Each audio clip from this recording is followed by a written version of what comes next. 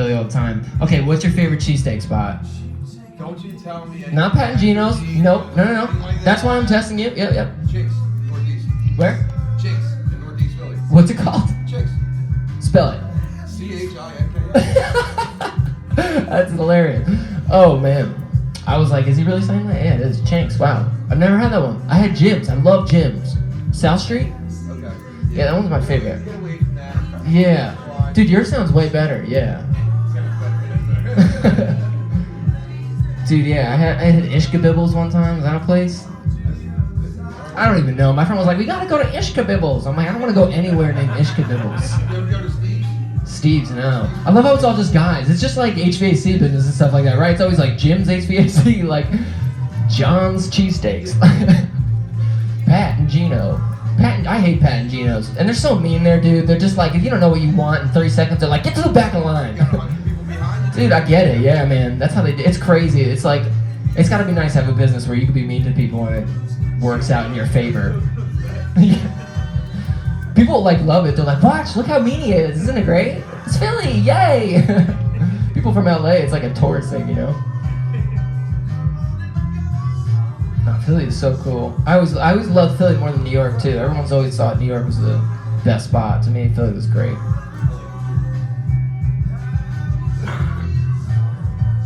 Nothing good about New Jersey though. Oh, that's true. Beaches are pretty nice. You gotta pay to get on the beaches though. A lot of people aren't used to that. It is. What is it? Okay, yeah, I'm sure there's a few that are free. You know, I used to say the same thing. Like, why do we? You know, when I was a kid, I'm like, why do I gotta spend money to go to the beach? It's ridiculous. You know what I mean? It's just like a public land. You go to Ocean City, you pay the money, you don't step on any glass. Dude, exactly. You go to the beach here. Have you been to Venice Beach?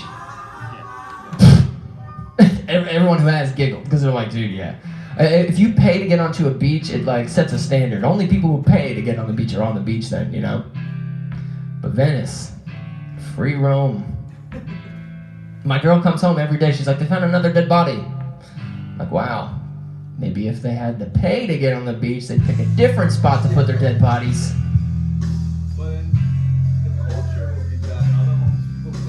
Yeah, you're right. Yeah, nobody's trying to pay to have a drum line or something like that, right? Drum circle. Dude, yeah, Venice is so wild. My girlfriend works at Ben & Jerry's right on the boardwalk there, so I'm always down there. Dude, people do, like, they got the America's Got Talent people. They're not homeless, but America's Got Talent people doing flips and tricks, and then there's actual homeless people who are, like, selling this crazy art. There's this one guy who just, like, he does shrooms in his tea somehow, and then just paints all day. And he comes up with these incredible paint, like stuff you just be like, dude, how did you even start that? Like, it's like he started and didn't even know where he was going, and it ended up into like this collage of different, dude, it's crazy. I can't even describe it. You have to be on shrooms to understand it, I guess, but it's really cool, and he sells them for pretty cheap, but that's just what he does. It's crazy. It's nice to see homeless people that are, you know, putting an effort, have a little grind, do something productive. It's really cool when you see that, because there's a lot of people, man, that don't.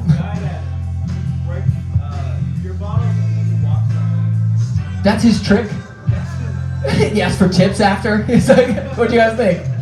That's insane. Well, hey, dude, gotta do what you're talented at, right? I wonder what his one moment where he discovered his talent. He's like, someone broke a glass, he accidentally walked over, he's like, whoa, I felt fine. Yeah. Someone was like, dude, I'll give you $1 if you do it again. And everyone was like, I'll give $1. So now he's just that guy who makes money stepping on glass. That's insane. His feet must be fucked.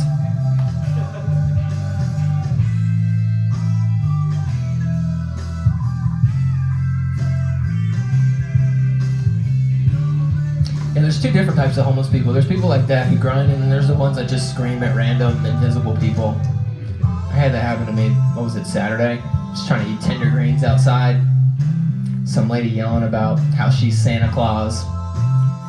Yeah, it just happens, man. People go through weird things in life. I was in Hollywood, where was it, on Saturday, and this guy was yelling at random people like, I'm gonna take the fucking world. Dude, sometimes it's interesting. You're just like, you want to know, like, who are you talking to in your head? I want to hear the other side of the conversation. It's like when you hear like a phone call or something, just I want to know. Hey, what's up, Jake? How you doing? You doing all right? Welcome. Grab some breakfast, grab some coffee. We got sodas in the fridge if you're a Mountain Dew guy. He seems like a Mountain Dew guy, right? Are we all judging him? Sorry, Jake, but so you like Mountain? Do you like Mountain Dew? Yeah. Hell yeah, grab one, man. Got some fruit.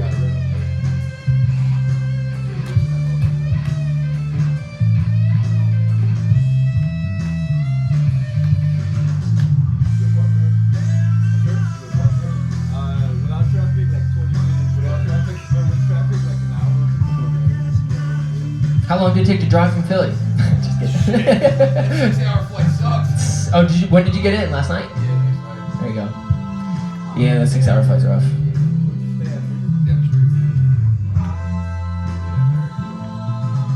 Yeah, after the Aggie last night, I was like, no, you gotta take the shuttle. I was like, oh, hey, get me where I'm going. I go to take the shuttle, they're like, oh, no, dude, that's the wrong fucking courtyard. You gotta go to the cab. Oh, wow. Yeah. Dude, LAX is a nightmare trying to exit there. Yeah, if you don't have a ride, it's like, oof. Yeah, it was pretty cool. It's like the worst airport ever. Last time we were just in Vegas 2 weeks ago, I came back, and on the way back, some guy literally it was so creepy, but so cool. He came up to me, he's like, do you want to skip the line? Like for security? He's like, do you want to skip the line? Just like no other questions. I was like, Dude, I don't suck dick. I'm like, yeah. But dude, what's crazy is I didn't even ask. I was just like, yes. I just said yes. Like I didn't even ask for where do I have to go? He said, follow me. So I'm like, what the fuck? He's like, nah, he does not work at the airport. Like just some random dude. And so he's like, follow me. So she brings me to this thing, and he brings me to like this booth. Like this guy did not describe to me what I was doing. He just kept telling me what to do. He's like, put your fingers here. Scan my fingerprints. I'm like, what the fuck? Scan your eyes. I look into this thing. It's scanning my eyes. Dude, just like pulled up my name, like based on like my license. It was crazy.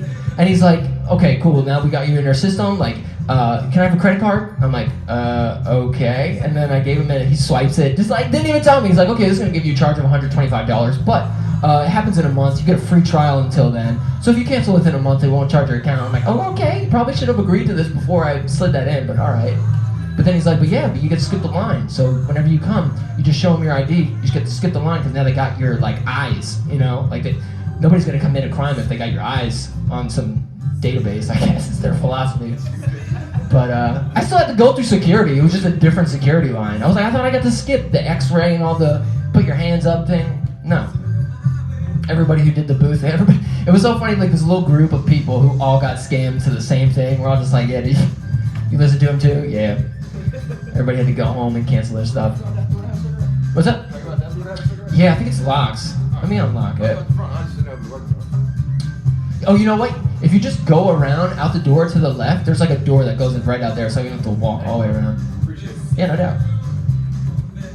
I would love to just say spark up a cigarette in here, but I don't think you're allowed to do that anymore. Dude, it's crazy. Like 10 years ago or something like that, I remember going to restaurants and be like, smoking or non-smoking? Like, it was a normal thing. You could just smoke indoors. And then Vegas still exists. That's why I love Vegas. I don't smoke cigarettes, but I was like, this is so cool. You can smoke cigarettes in here. You can do anything there, man. You could do anything there. I'm pretty sure you could do tax fraud just right on the sidewalk. Whatever you want, man. It's crazy. They're legalizing it. It's a cool place there.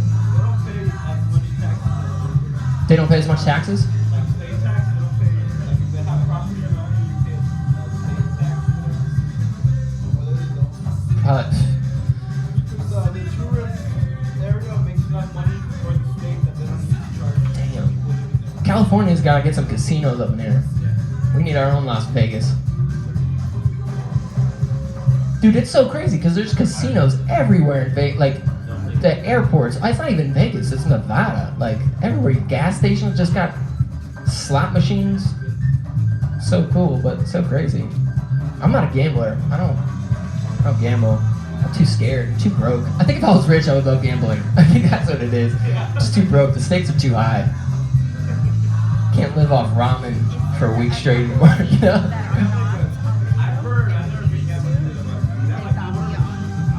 That's what I did when I was, okay. I'm alright. I kind of lied. I did gamble one $20 bill's worth. I was about to leave. I had my luggage ready to leave, and I was like, I should gamble at least once while I'm here. I put one $20 bill into the machine. Turns out it was a quarter machine, but I didn't know that because I don't gamble that much. And so my $20 bill was gone in like 5 minutes. I was like, I thought I was going to get a bunch out of this. Got nothing. Just wasted $20 for 5 minutes. was like, this is why I don't gamble. Like even him. Dude, you hear crazy stories. People winning so much money. My grandma came back one time. She just like dropped a bunch of $100 bills in the bed. She's like, I won. If you want to go look at it, you can get better idea. Camera 1, camera 2, camera 1, camera 2. Where are you from, Jake? What city are you from? California. Oh, California. Cool. Did you drive here? Yeah. Cool. Are you staying at the hotel or are you driving in every day? The hotel. Oh, nice. Okay. So you're pretty far up north?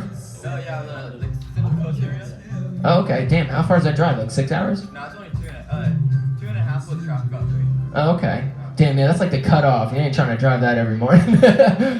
There's some people out there who will commute for 2 hours, which is crazy. I don't get that. I'm gonna figure this out. How you guys like the hotel? Is it cool over there? Yeah, it's super nice. Nice. Cool. I hear good things. It's a nice little walk over here, too.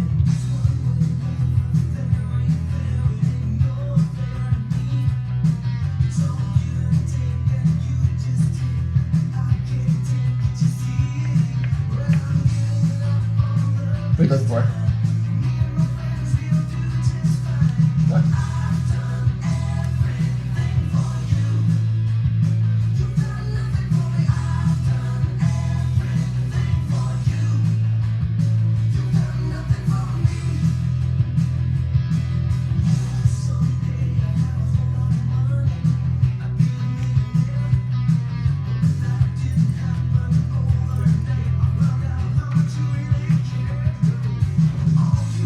Welcome back.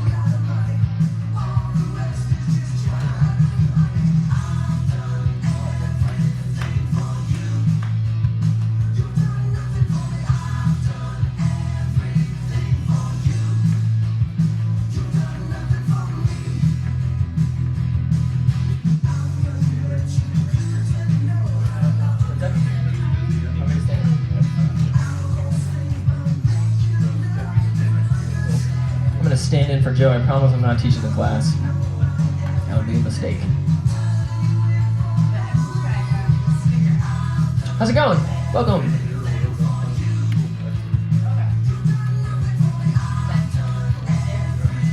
Ooh, he's got the Arnold Palmy. That's a good drink. Good backup reserve.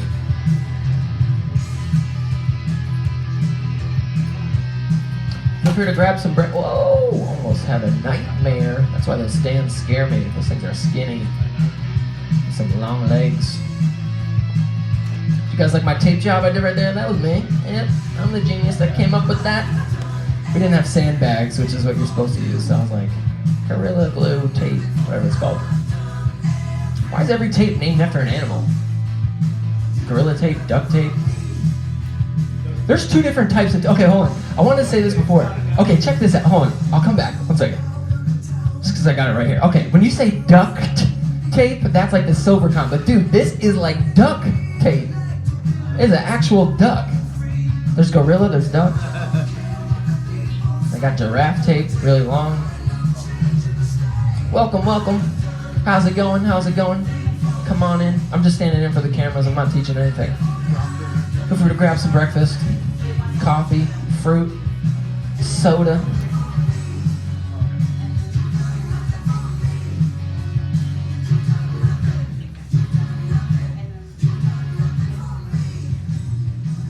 Oh, let me get the duct tape out of your way, unless you need it. Seem like more of a Gorilla Tape guy. Should I still stand in? I'll stand in. You guys like our new red carpet? The old one and the new one.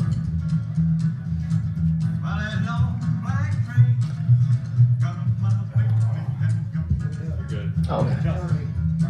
Get me out of here.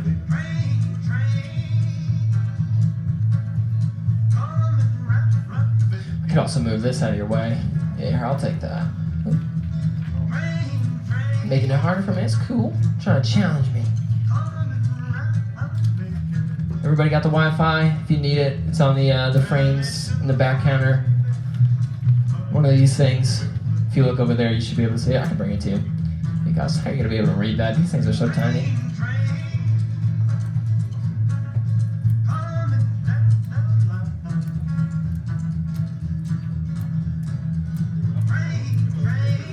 Grab some coffee, grab some drinks.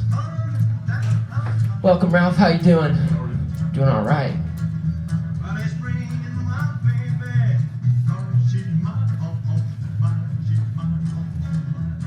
Oh, he's going for the Mountain Dew? Oh, water bottle. There you go. Okay, healthy choice. Thought you were going to get it. Yeah, I could not do a Mountain Dew right now. When the coffee wears off. There you go, yeah. Next round of caffeine will come in later.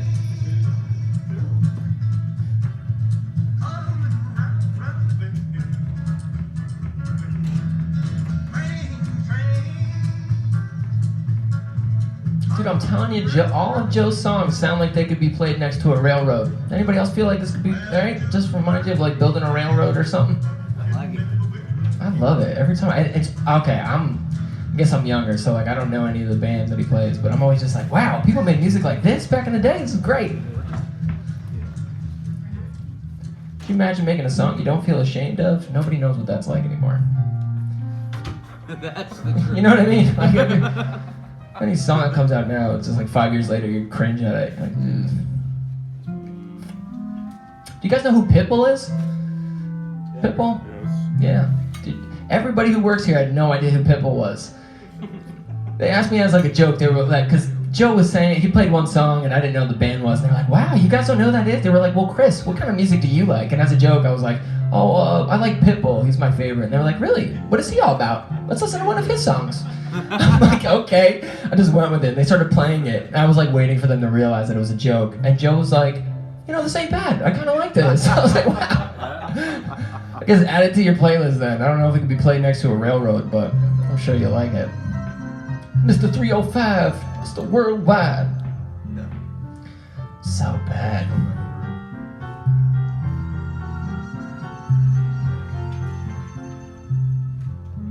Okay, now this is just depressing music. Can we hit next on this one? Jesus, what, did somebody die on the railroad? My God. Let's move on. Solace, the Sing soundtrack. That sounds like it should be cool. Okay. Oh, wait. Something just came up that said Off the Rails. I thought it was the name of the song. I was about to blow my mind. It said Off the Rails. I'm like, that is railroad music for sure.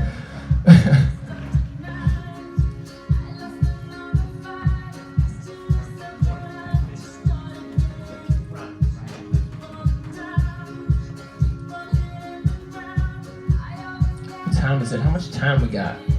A little more than 10 minutes out. So being patient, everybody. Looks like we're still waiting on a few more people. Looks like we're waiting on the Aladdin guys. They didn't come early, man. They waited that 10 minutes. It turned into 40 minutes, you know? The traffic, that's what it does. Missed the window. So you guys live up in In Oxnard, oh damn. Yeah, and there's only one road to get here from there, I feel like. 101 down to 405. Yeah. The Rush Freeway. Dude, that sounds like a nightmare. Yeah, the 101, oh. That's not fun. Is that fire still going on? That fire up, no, it's not near Oxnard, but it's north of here. It's near where I live. Oh yeah? What was, is it some of the S, S-Y something, right? What's it called, Seymour, Selmar, that's it, yeah. It's done now? They put it out? Yeah. Dude, that thing smelled. You could smell it everywhere. It's crazy. It smelled like burning trees. My girlfriend the other day was we were walking around, she's like, I still smell it. I smell it in the air. I'm like, babe, I think it's been gone for like 3 days. She's acting like a dog. She's like, I smell it over here. Now I can smell it here. I'm like, I think it's probably something else burning.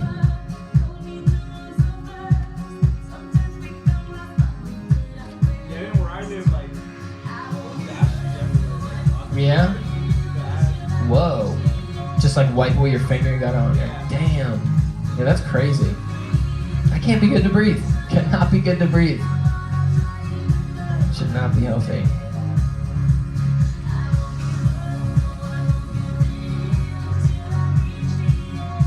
You know, I always see people like on the subway wear those like masks, you know, like the doctor surgeon mask. And I was like, why are you wearing that? You know, but then there's the stupid one when there's a giant forest fire. You know? Wish I had one of those. I probably still wouldn't wear it. I definitely would still not wear it, let's be honest. They were all? Damn. Oh, look like they're about to riot or something, right? Rioters and people who want to pay attention to their respiratory health all wear the same stuff.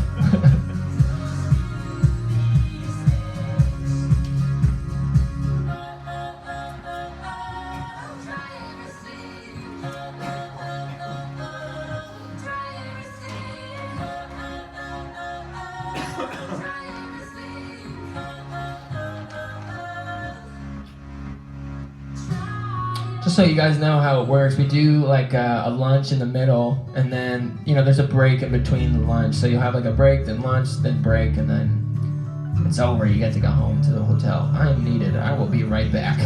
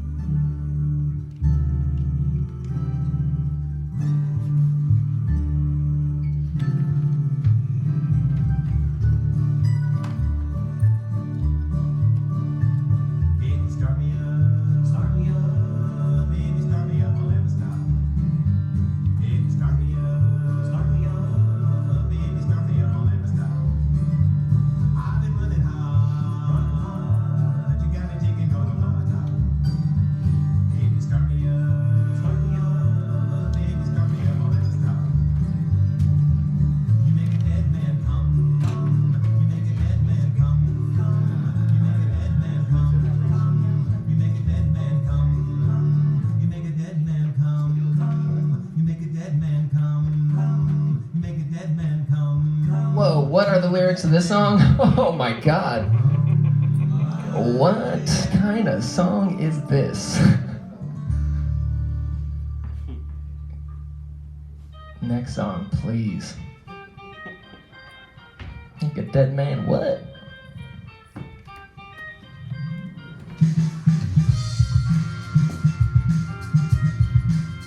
Oh, where was I? Breaks, that's what I was saying. I also wanted to mention bathrooms. If anybody needs a bathroom, there's a key on the front desk. There's actually 2 men's bathroom keys. One has a little men's bathroom sign. If you don't see that one, look for the one with a pliers. That's it, thank you. I had no idea what tool it was before. I said wrench, it is a plier.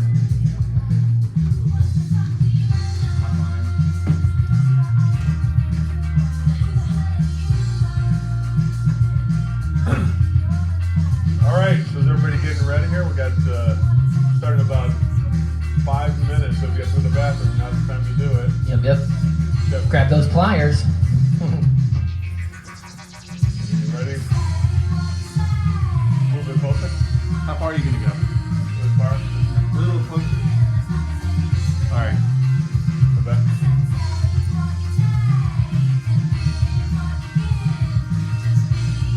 Okay. Behind the scenes. Check 1, 2, test 1, 2. Good time, yeah. It's working. Check 1, 2, test 1, 2. Check, test. Hello. Hello. Hello, hello, hello.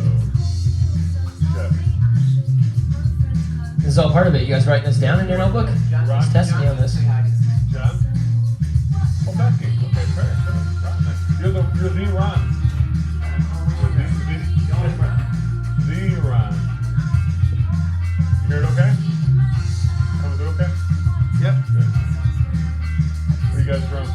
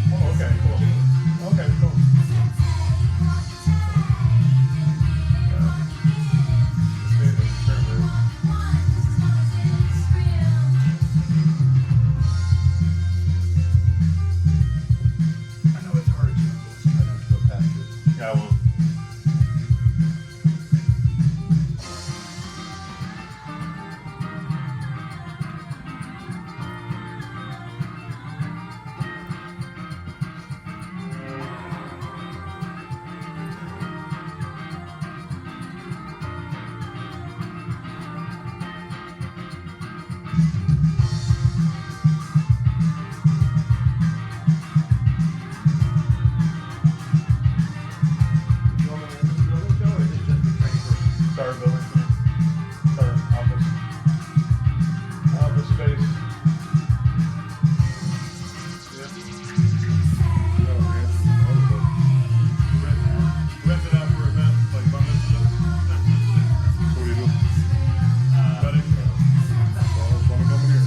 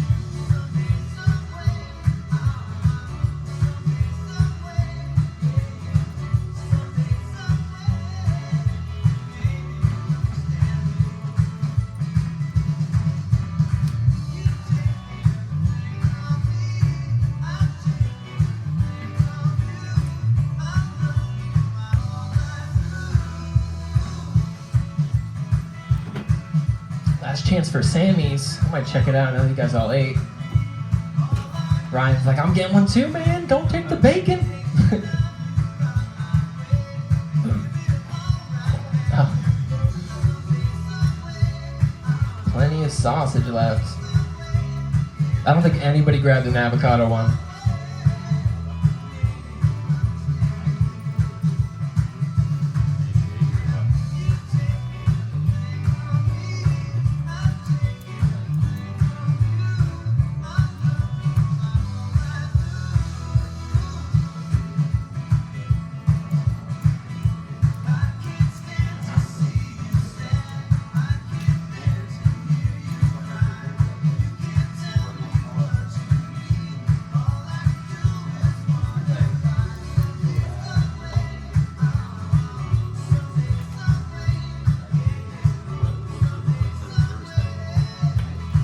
Damn, Joe is locked and loaded. Got the iced tea and the coffee. Not gonna run out of caffeine there. Guys, filling out your lists. Getting to know ya. Let's see what you got here. Let's get to know you. Let's get to know Vince. His address is 15, just kidding. Favorite actor or actress, what does that say? The Rock, there you go. He's my favorite wrestler, man. Dude, I remember my stepdad showed me what wrestling was. I remember one time we wanted to wrestle with him, and he was like, go ahead, you guys can wrestle, we can get rough. And then I looked at my mom, and mom was like I was looking for her permission. She was like, yes, you may. And something in my head as a kid made me think she was giving me permission to hit him in the groin. So I just went up to him, bam, just kicked him right in the nuts. He was like, oh. My mom was pissed. She was like, why'd you do that? I was like, you told me I could. You said yeah. Not what you meant. But if I did it off the turnbuckle top rope, it would have been okay. That's how you do a wrestling move. Ready to go. We are ready to go. I was about to sing this and go karaoke on everybody. I'm gonna find Justin. Who else is missing? Carlos? Is Carlos not here? The Aladdin guys? I don't think he came yet.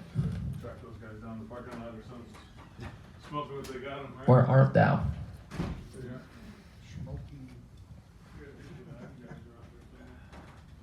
Joe's on a search and rescue mission. Can we get the music back? Is that a rule? No music while we find them? Should I play it? Should I be a little rebel? I'll pause it if he needs it. He's not ready, right?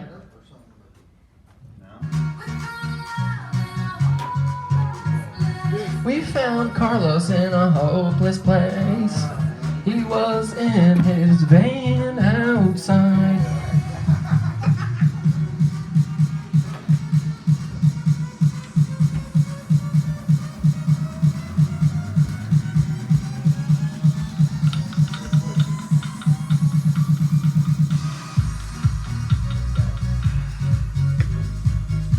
Was not expecting this song out of Joe's playlist, but I feel like I've said that 15 times today.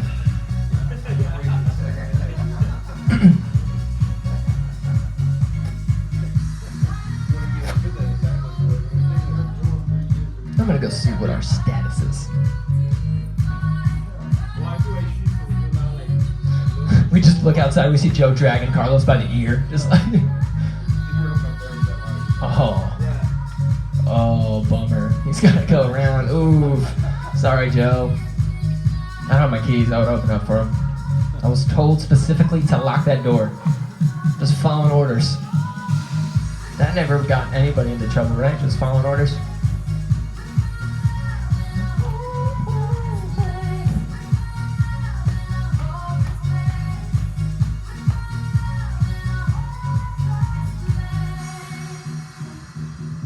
Wait till you guys see this intro. We're gonna get Joe in here with just the most hypeness. You guys gotta all help me out too. You guys gotta all like just clap, just go crazy, just for like 5 seconds. Just like make him feel good, you know? It's gonna make him feel real good. I'm gonna surprise him. He's gonna think everybody's gonna be like, and then you guys are all just like insanely into it. He's gonna be like, what the? We'll scare him. Let's scare him with how into it we are.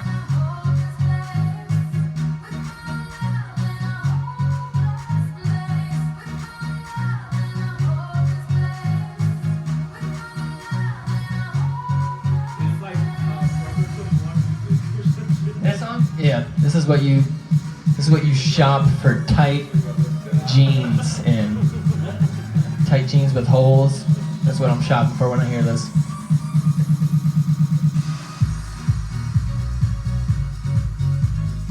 Nobody should be raising the roof at 8 a.m. or whatever it is, 9 a.m. This is so early.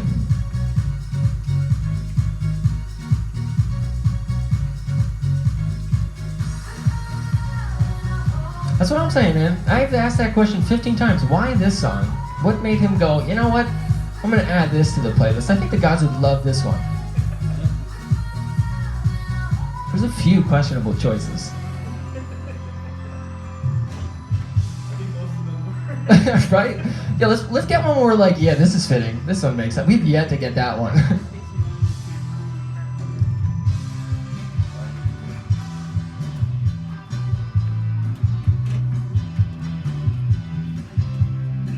Oops, sorry. Oh, I see. This is lock it. Is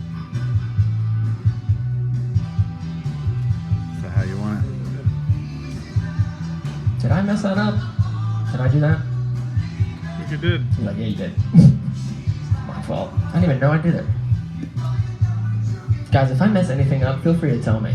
Just stop everything. But Chris messed it up. All right, let's get started then, huh? Let's do it.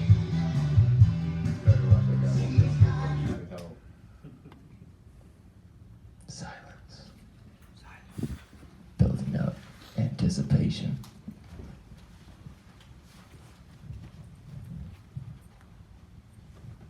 All right, you guys. You've been waiting long enough. You've been eating. You've been being patient. You guys all got your coffee. Y'all went to the bathroom. Got your pliers. It's time to get started, okay? Enough BS. Enough listening to me, the boring guy. Let's get the real guy in here. What do we say? You all know him from coaching.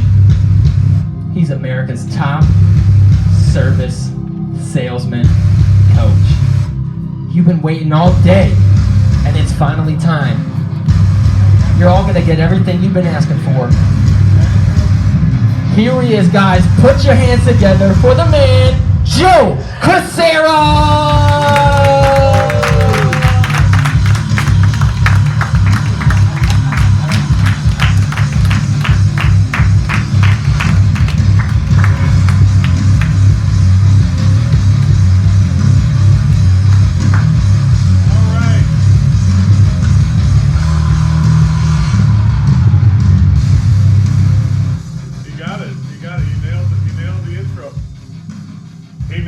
intro. What do you think? Give Chris a big round of applause for everybody entertained this morning. Where's the clicker, Chris? I'll get that. There it is. Okay. Set the range. Welcome everybody to the Total Immersion Summit. Wow. What'd you expect? Something nice and easy? Well, you guys, everybody this week is going to be a part of our studio audience for our new Total Immersion videos. Isn't that great? You'll be able to watch this thing forever. Everybody else it goes in the air, but you all are having a chance to have this immortalized for the rest of your life, right? You'll be part of the audience. So thank you guys so much for being here, and definitely let's just start by saying that what an honor and a privilege and a pleasure it is just to be here with some of the hardest working people who have the most ingenuity and the greatest amount of innovation to try to make your job, to keep your job great, not to make it great, to have a great day every day. Well, we're going to start this summer. First of all, we have our workbook, so everybody just go to page 1 in your workbook. Let's start in the very beginning and get this thing started. And you're going to see a couple slides, and just keep the book open together so you see both pages on the table flat.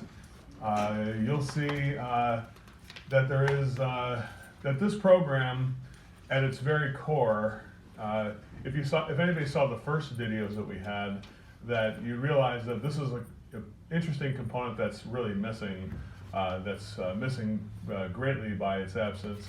It's called pure motive service.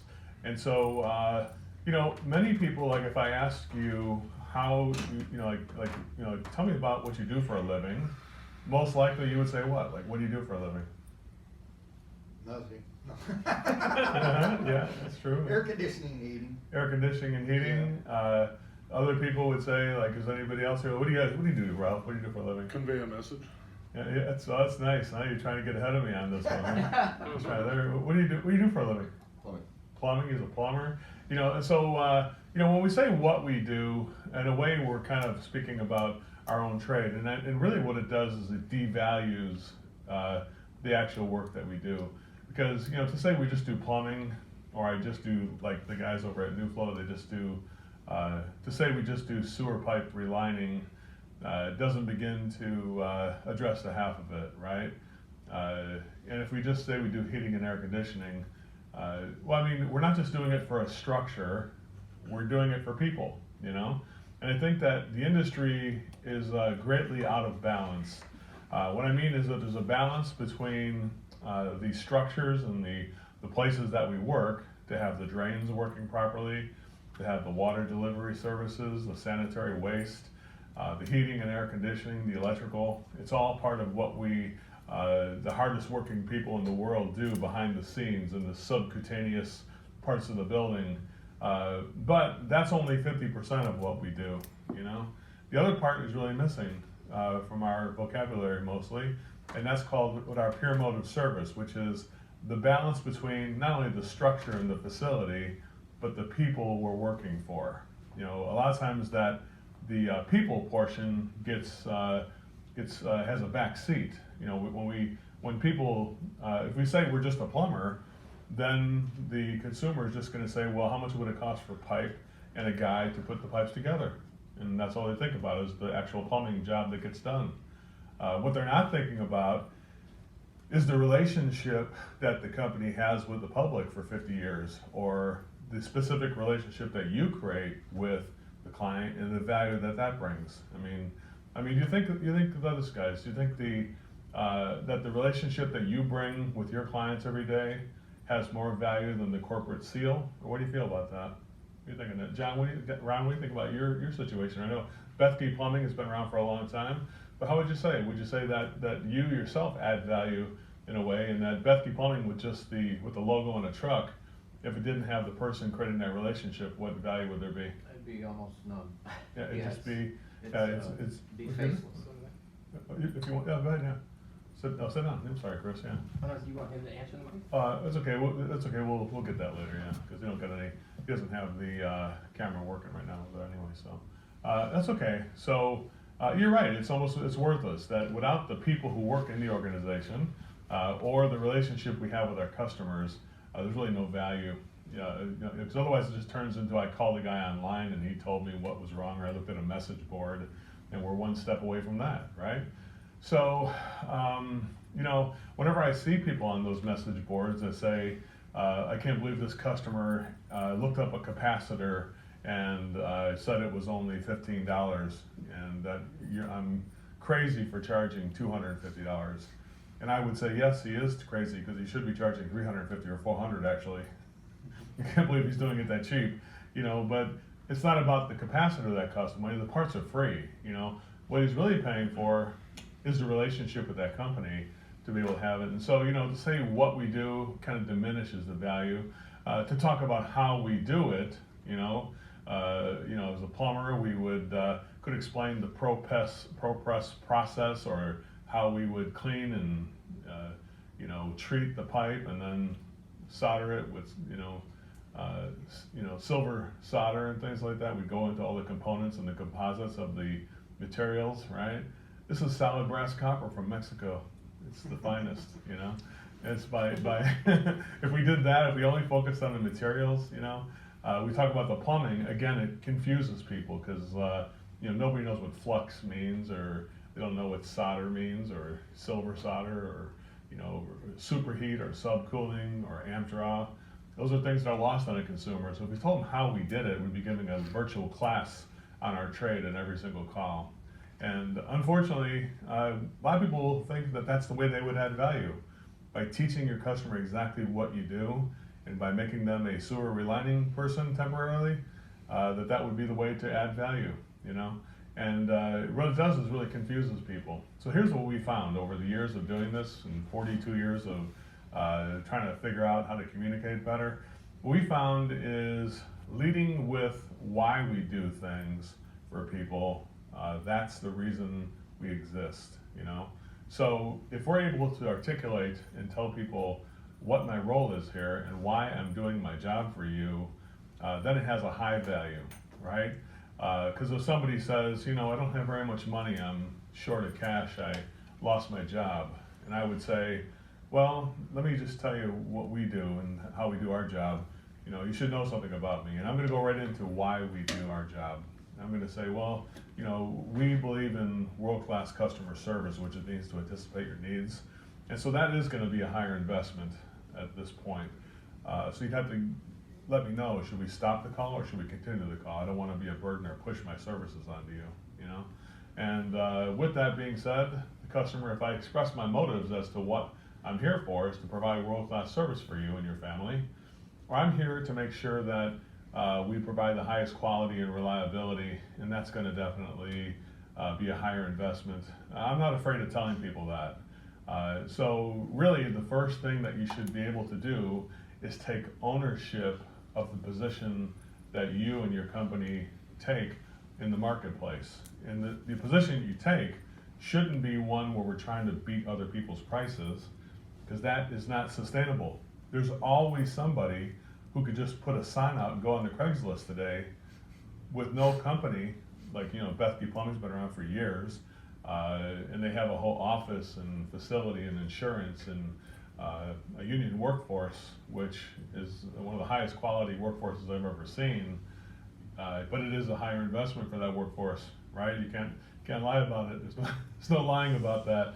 The benefits and everything else, if you tell the normal owner of a company what they would pay for that, it would make their head spin, right? And so the point is this, if you have the higher level of service, you have to make sure the service level matches up with the investment that you're doing.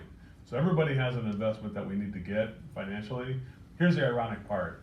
Focusing on the investment that the company needs to make is the exact opposite thing we should be doing to make that investment work. If we really focused on creating that relationship, then we would be focused on the right thing. So I'm going to tell you, it minimizes what we do, minimizes value, how we do it, why we do it. And so pure motives explain what the clients actually truly get, which are not just getting pipes and a guy who gets paid by the hour. They're getting a whole experience, and they're getting a commitment, really what they're getting, to get great service. And I would say this, clients learn by our actions and not by our words. So if I tell you, if you tell me, hey, I just looked online and I saw that a water heater costs. What would I see online if I looked up a water heater? How much it would cost? 30 gallons, about $600. 600 bucks. Yeah, well, so am I looking at like 1,000 to put it in? Am I looking at 600, 650? 18, yeah, but the customer might say, what am I looking at here? I saw one for 450 actually on sale on eBay. What am I looking at? 800, 700? And I'll give you 550, okay? Because you $100 an hour, I'll give you. I'm pretty generous. And so, it's not going to cost that much. It's going to be more, And if people are concerned about the price, if price is the only thing they're concerned about, well, is the pure motives, did I say about the pure motives have anything to do with the price? It has nothing to do with the price. So the second we are focused on money and pricing, that's the second we're dead. That we are now, we've given in. We've given into the mindset, the erroneous mindset, that low bidder gets the job.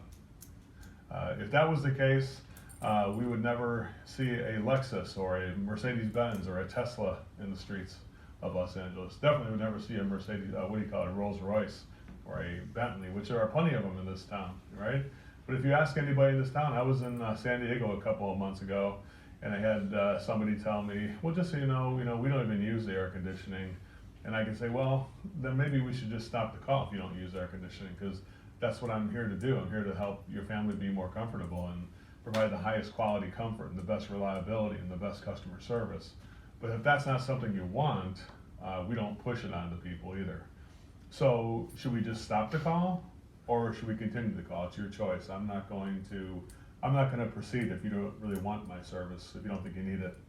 And so with that being said, I had over 10 customers, I think 11 customers I did that week. And what do you think every single customer, by the way, everybody in San Diego said they didn't need air conditioning. Isn't it crazy? I mean, it's pretty nice there. It's like 80 degrees and sunny, and hardly, it's not the marine layer coming in, so you don't really need, not really that hot for the most part. But there is that part of the day where it's like hotter than heck, and the sun blazes on the sidewalk, and it's hot, right? So, but what do you think every single person said when I said I don't push my services onto you? We could just stop the call if you'd like to, or we could continue. What do you think people said? Let's continue. And I said, are you sure? Because I don't want to get into a situation where you're unhappy about the price. Can I give you full disclosure? It sounds like you may be looking for a deal. Yeah, I'm just looking for a good deal, one lady told me. And I said, well, if good deal means a higher price to get the job done the right way and get the best customer service that anticipates your needs, well, then I can provide a good deal. But if it means the lowest price, we could just stop the call if you'd like to. Or I could continue if you'd like to as well. Do you hear what I'm saying there, guys? So that's action, not words. Meaning that I am going to stop if we can't do things the way I need to do them, or I'm going to continue if you let me do it that way, right? But that's not something I'm waiting for. That's not something I'm going to be afraid of or try to apologize for it. It's just the way I do my service, right?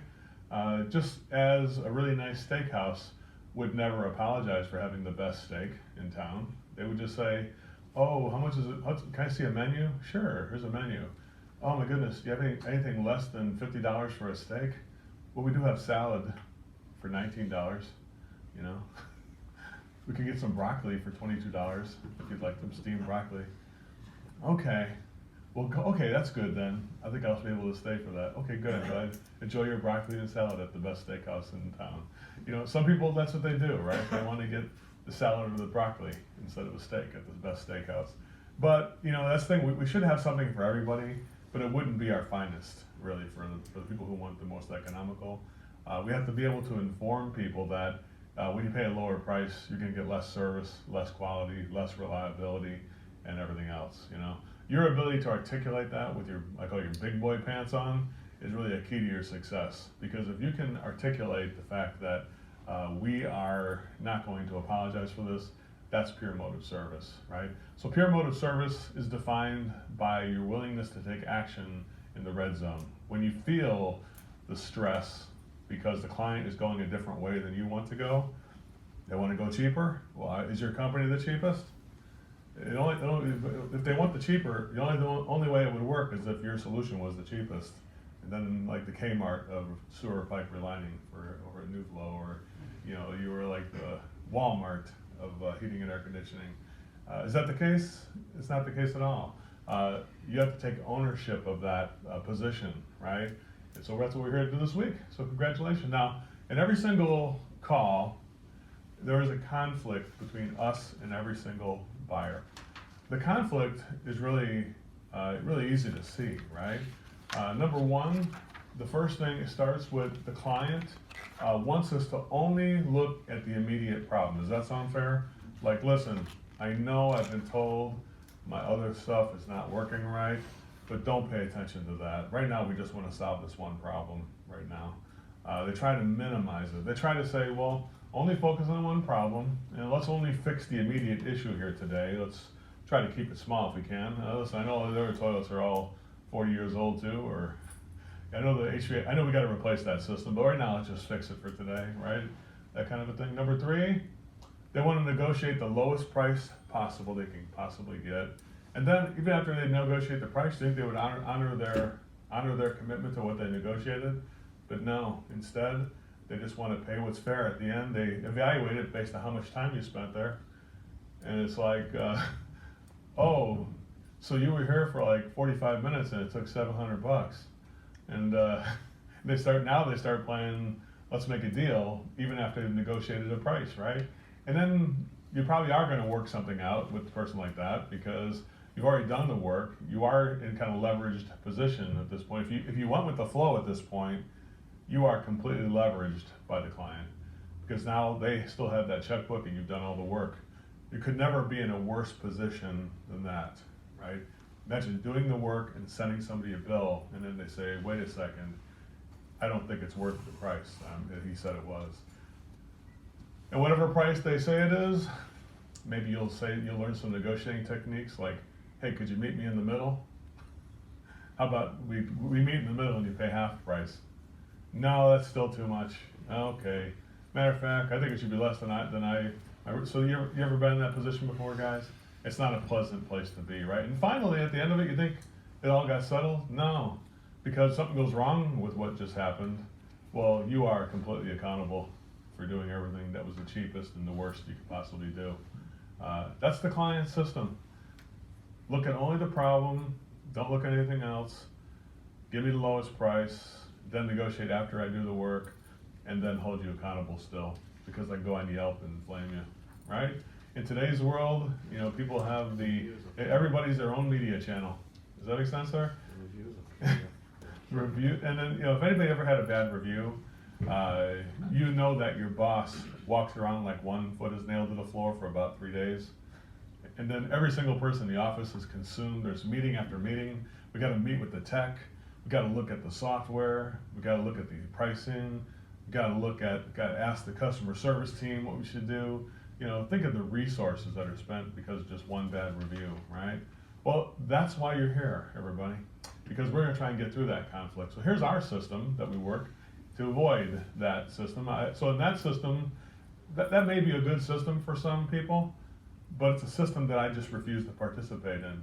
Does that make sense? If somebody told me that's how they want to do things, I have to say, well, then you have to call a different plumber or a different sewer relining company because we wouldn't be able to participate in that.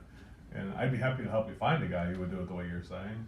But there's plenty of people who would do it that way. The vast majority of people do things that way. That's why when you go on the internet message boards, you hear people so frustrated about how this client was so cheap and what they did and how everybody starts swearing and piling on and things like it gets nasty. What people say about the general public is just pathetic. Everybody's always blaming the customer or the economy or politicians. Yeah. But I see one thing they never blame or never take responsibility for is what? Who's always missing from the complaint or themselves. They never say, I just didn't do a good job of creating value.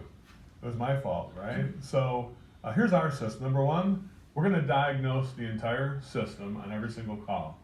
Matter of fact, if somebody says you can't do that, like if I'm an HVAC guy and somebody says, well, right now I don't want you to go in the backyard because we've got our dog back there. And I'd say, well, then we'd have to stop the call because I'm gonna have to go in the backyard and look at the air conditioning unit, or I don't want you to go in the house, the baby's sleeping. Yeah, that's okay, we can just stop the call and do it a different day when the baby's awake. It's okay, we don't gotta do it today. So should we stop the call and not have air conditioning and come back after the baby wakes up? Or should we just maybe move the baby to a place where she won't be woken, and I'll be as quiet as possible, and we can just go ahead and get the job done the right way? Because that's what we need to do. If somebody told you can't have access to a certain part of the system, wouldn't you say, well, that's gonna now make it almost impossible for me to do the job right? So if somebody said to not do something from a technical standpoint, well, here's where it begins. They're telling you to not look at the whole system, because the right way of doing a drain call is not just running the one drain, it's running all the drains in the house, making sure they all work. It's not just saying the one faucet's leaking, let's make sure we check all the faucets and also the drains as well. Every single call gets a whole house plumbing test. It's not just saying, let's just check out the outdoor unit, it's the indoor unit that's 50% of the system. If we only do doing half the job, if we only did the outdoor unit, right? And it's only like saying if you're doing drain renovation, like, yeah, just stay outside, you don't need to see the inside stuff. Well, you know, what's gonna happen is if you reline the sewer pipe outside the house and the inside stuff doesn't work, well, guess who they're gonna blame? They're gonna blame you. It was your fault. Why? He should have told me. And we did tell them, but then we had wimp junction. The customer wanted to go one way, and we decided to go that way, as opposed to saying stop. And hey, I tell you what, if you don't want to go that way, it'd be fine with me. I would just have to go on to the next call, you know? So should we stop the call or should we continue it? As you hear me say those words over and over again, you're gonna get a large dose of that. And that is the thing that makes this training completely different than anything else you've ever heard before. Nobody ever teaches that. Why? You might say it's a ballsy move. I don't think it's a ballsy move at all. When somebody tells me that I'm not allowed to do my job right, my grandfather told me when I was a young boy, when I was moving beer cases around this tavern, he said, I misaligned one of the cases and it was just hanging off a little bit, like 4 inches. And he said, put the cases straight on top of the other one because they're gonna still stack them more. He goes, if you can't do it right, don't do it at all. You guys ever hear that from somebody? Did your grandfather or your father ever tell you that? If you're not gonna do it right, don't even bother starting the job, correct? And you know, we used to think they were just a-holes for saying that to us, but they actually had a lot of wisdom in that kind of statement. It was experience talking. We just didn't realize it at the time when we were younger, how true that was, right? So I'm gonna diagnose the entire system at every single call, and I'm gonna look at the main problem that we have here. So the faucet's leaking. We're gonna look at the faucet, and then continue to look at the water pressure, the main shutoff valve, the drain system as well. Everything gets looked at. If I'm gonna do the air conditioning system, I'm gonna look at the control system, thermostat. I'm gonna look at the ductwork, the inside ductwork to make sure it's the right capacity. I'm gonna look at the air quality to make sure that the air quality is suitable and up to par. I'm also gonna look at, oh, everybody's coming in now. I'm gonna look at the outdoor unit, the heat transfer unit outside. Come on in, gentlemen. You're here. Yay. You beat the traffic. Not. Traffic beat you this time. Traffic one, you, 0. 31 minutes. Okay, not a problem. You can't be on time, be early. Here we go. So, the pure mode is, other guys can catch you up on what we talked about so far. But the other conflict is number 1. So right now we're open to page 1, guys, in the book. Go on page 1. Make sure you just calm down. Relax. Page 1 in your book. Open your book to page 1. There you go. All right, here we go. Next page, page 2. I mean. Next page. Hey, that's page 1. They're just getting oriented right now. It's got to be odd coming into something like this, right? Like, oh my God, they got on last so I get all the attention. Imagine trying not to be noticed in this thing. Well, that's one thing about the class is you will be noticed. There's no hiding in this class. You're completely transparent. There's probably 10,000 people watching us on the internet right now being streamed live, so enjoy that. Watch when you pick your nose. Be careful, okay? So, Well, you just don't. You can pick it. Just don't. You know what?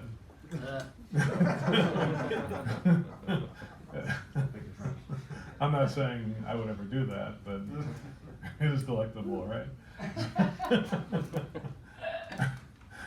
Anyway, oh my goodness, we'll cut that out of the video series. I think. Well, who knows? We'll keep it in there. So we got the diagnosing the entire system, right? Then we're going to go ahead and offer. I'm going to go ahead and, as I'm diagnosing, I'm going to write up what my observations are, and also create some premium, mid-range, and economy solutions. So that's two things that I'm going to tell you that I believe in. I believe in looking at the whole system, giving people a full report on the status of the system, and then every single time what I'm going to do is provide some premium. What happened to when TV's out? What happened? Oh, it's back now? Okay. We're going to get some premium, mid-range, and economy solutions. I'm not going to talk about pricing other than the fact that we have a range of prices. And then I'm going to help the client find something that is right for them and assist them in trying to find the one that's right. I can't tell them which one's right. They have to tell me. But I'm going to hang in there for as long as it takes to work out kind of a thing that we can do that would make the customer happy. And then finally, we're going to complete the work so that the client has chosen it and we can get the work done to the level that the work is chosen, right? And then I'm finally going to do a thing where we hold the client accountable as opposed to being us being accountable. Because since the client chose the option they wanted, well, the premium option, I would be completely accountable probably for 15 years in some cases, or 20 years, or 25 years. But there's other options that I won't take any accountability for. If somebody goes and buys their own water heater, I mean, I could put it in for you, but I really cannot give any kind of a warranty on it since I didn't purchase the tank. If that tank goes bad in 30 days, that's not something I did. I don't know how the tank was handled. I can't do that. You know, I can't let the client, dig up the sewer line and then say I'll put the pipe in or even reline the pipe. Because if I let that happen, they could damage it or cause damage to it that wasn't there before when I first looked at it. So now it could be worse. So I can't let the client participate to a certain degree and take any responsibility. So if the client wants to participate and do things on their own, there's only so far I can actually go with that. And I definitely cannot take any accountability. And I have to communicate that I can have no accountability on the bottom option. But on the top option, I am completely accountable for everything. Even if a lightning strikes the unit, I'll take accountability for that, right? So that's the conflict. Now, with that being said, it's like this conflict, it can be worked out in every call. So if you think it's not just, like, are we gonna have the conflict every now and then? Well, more than every now and then. This conflict exists every single time. People aren't sure if they want to go forward with your solution, because I'm not sure if I'm gonna be able to afford it. I just wanna get some prices right now, that kind of a thing. And so they're always keeping it at arm's length. And what are they looking for, really? Is it really just looking, they say they're just looking for prices, but is that what they're really looking for? No. What are they really looking for? When you're a consumer and you're looking for prices, what are you looking for? What do you think? General idea of what the cost is gonna be for you. Yeah, but you mean the cost in the short term or the cost in the long run, right? Because how many times have you, I think we've all done it, right? We went to, like, when Toys R Us was still, when they still had toy stores. Remember the old days when they had toy stores? Now they're all being shut down, right? But we bought that when our kids asked us for a drone, and it only cost $29. How could we resist? Sure, get them a drone. And of course, I mean, we'd be lucky if it lasted a day actually, right? You fly it, it hits the ceiling and falls to the ground. And thank God they got another rotor. Put that one on because you're mechanical, you can fix it. The average consumer though is like, what? And that thing's shot. So you put a new rotor, making it work, and it flies kind of like off to the side all the time. You're like, and then you're like, I'll get to it later. You always do it when it's not even charged yet, so you wind up giving up after about 20 minutes because it doesn't work anymore. And you're like, yeah, put it over on the countertop over here in the kitchen. And the thing sits there for about 3 months, 5 months, and it just becomes obvious that it's a piece of junk that we're never going to be able to use. You give it one last try, it doesn't do a damn thing. And so you say, next time you go to the store, Your son asks you again, hey, can we get one of those drones? No, we're not getting the $29 drone. No, I want to get the $79 drone.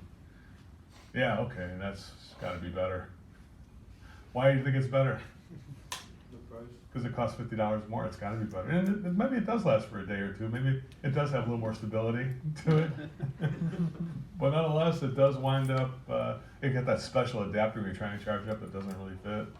You know, you gotta have eyeglasses to make it work. And so you get that going, and that one smashes too. And you finally get to the point where if you really want a drone, you want to spend like $250 or $350 for it. Why do you want to spend that much? Well, because you've earned the right to bitch when you spend that much. And now will you not take it back, you will take this back if it doesn't work. And the good news, when you spend $250 on a drone, it works perfectly. It can actually has facial recognition, it can follow you around and things like that as well too. Isn't it amazing? So, so the reason is when you get that, it's a conflict. The conflict is we're looking for something cheap, but we realize that eventually we have to spend more money, and that we've all done it. Even though we know this in our heart, I mean, who would know it better than a plumber in today's world, or a guy who does drain renovations? Yet we still purchase that drone that's cheap in hope that we can still defy the laws of gravity that go against us, right? And it never works. Whenever you go cheaper, it always ends up being temporary. You know, it's like my dad. My dad, when I was younger, well, not that much younger, in 2005, we moved to California, and my dad was like, hey, he came out to visit us. My mom and dad came out to visit us for the first time. They stayed with us. And they're like, hey, where's your coffee maker? I don't see any coffee maker. And I said, oh, we just go to Starbucks every day. He goes, you go to Starbucks to pay for coffee every day? You leave your house and go get coffee? You could just get a coffee maker at Target. And I said, yeah, we could, but you know, we just want to have it made for us. He's like, oh, Mr. Elite. So we go to the Starbucks with my dad, and this is a guy who thinks the premium coffee is from the gas station. They make it for you. And so we go to the Starbucks, and he's like, what do you do here? And he walks to the woman at the barista, and he says, hey, sweetie, give me a small coffee. And she says, sure, sir. We have actually three. If you're interested in getting a coffee, you have to go over by that line over there, and then walk past the pastries, and then order the drink first, and then I'll make the drink. That's how we do it. And he's like, well, you got the coffee right here. Just make me a cup, and I'll go pay for it. There's the conflict. He wants to do things a certain way, and Starbucks does it a different way. Well, she was so nice. She took off her little apron and came by. Here, sir, let me walk you over. And she walks my dad over by the line. Just stay right here, and when the gentleman in front of you moves, just move with him. And then when you get to look at the pastries and stuff, select something you like, and then order the small coffee when you get to the cash register. He goes, jeez, she's one tight. You can't just get a coffee. I can't believe you go through this every day. He's like, it's like that, right? I'm like, yeah. Listen, I have my app usually, Dad, but I wanted to see you do this. Yeah. So I usually don't wait for who stands in line anymore. That's ridiculous. So my dad stands in line. He looks at the stuff. He goes, I'll get a donut. They have a glazed donut. He gets to the front. Give me a glazed donut, which she understood well because it was right there in front of her. And he said, yeah, I'll get a small coffee, please. And she says, well, we do have actually three sizes. What's the three? What do you mean? We have venti, grande, and tall. He goes, well, I don't want tall. I want small. Well, I want tall. We have small. Just back and forth they went for about 3 minutes, you know, and I said, finally, get him a small coffee, okay? All right, small coffee it is, jeez. Well, what kind of coffee do you want? Because we have Ethiopian Sidamo, French roast, and Pike Place. And he's like, what? I'm like, just give him a Pike Place, please. Gotta keep the lid on the tea kettle, right? Well, we got to the end, and my dad's like, oh, this place sucks. I can't believe that you even come here every day. There's so much, he goes, don't you feel the contempt, by these people? They're so, it's like he looked at it like they were elitists who were trying to, like, snobs and whatnot type of thing. And I'm like, yeah, it's kind of like that, Dad. It is sort of, I can see what you're saying. I said, I just like the coffee, though. I just like the experience. And he goes, I don't know how they can stand this. And he's getting his coffee, and he goes, oh, okay, oh, they got the milk and sugar. Oh, finally, that's something I can appreciate. He goes over by the milk and sugar and does it all and pours it and drinks. And he goes, yeah, that is pretty good, actually. Yeah. I said, you want to go home then, Dad? Just go back to the house where it's less stressful? He goes, well, no, I mean, I see these old guys playing chess over here. Let me just sit down with these guys and talk to these guys. So we sit down with some older gentlemen who are a group of older gentlemen who are playing chess. Next thing you know, my dad finds out one of them was a plumber, like he was a plumber, and they're shooting the breeze. And I said, hey, Dad, I gotta take off. It's like 8:30. I gotta go to work. You want to go back with me or what? He goes, no, I'll just stay here. And that's where he sat every single morning from about 7 a.m. to about 2 o'clock in the afternoon every day at Starbucks, shooting the breeze with those guys every single day of that time he was with us, right? So he adapted, he overcame. So that conflict is sort of like that experience my dad had with us, you know? We are premier elite plumbing, drain cleaning, drain renovators, HVAC companies, and we have customers who are not quite there yet. They need to be trained how to work inside of an elite experience. Does that make sense? We can't expect people to know how to do it. So in a way, you're like a personal concierge. And you know what that is? That's somebody who guides you or is like a tour guide of the way you do business. And so it's essential that you know how you do business. So how do you do business? You want to write this down if you want to. Here's how we do business. We always go through the entire system every single time. Every single time we go through the entire system. Then we give you, number 2, a full report on the status of the system. It's not written down anywhere in this book, so you got to write it down. We always give you a full report. Number 1, look at the whole system every single time. Give you a full report of the status of the system and the problem.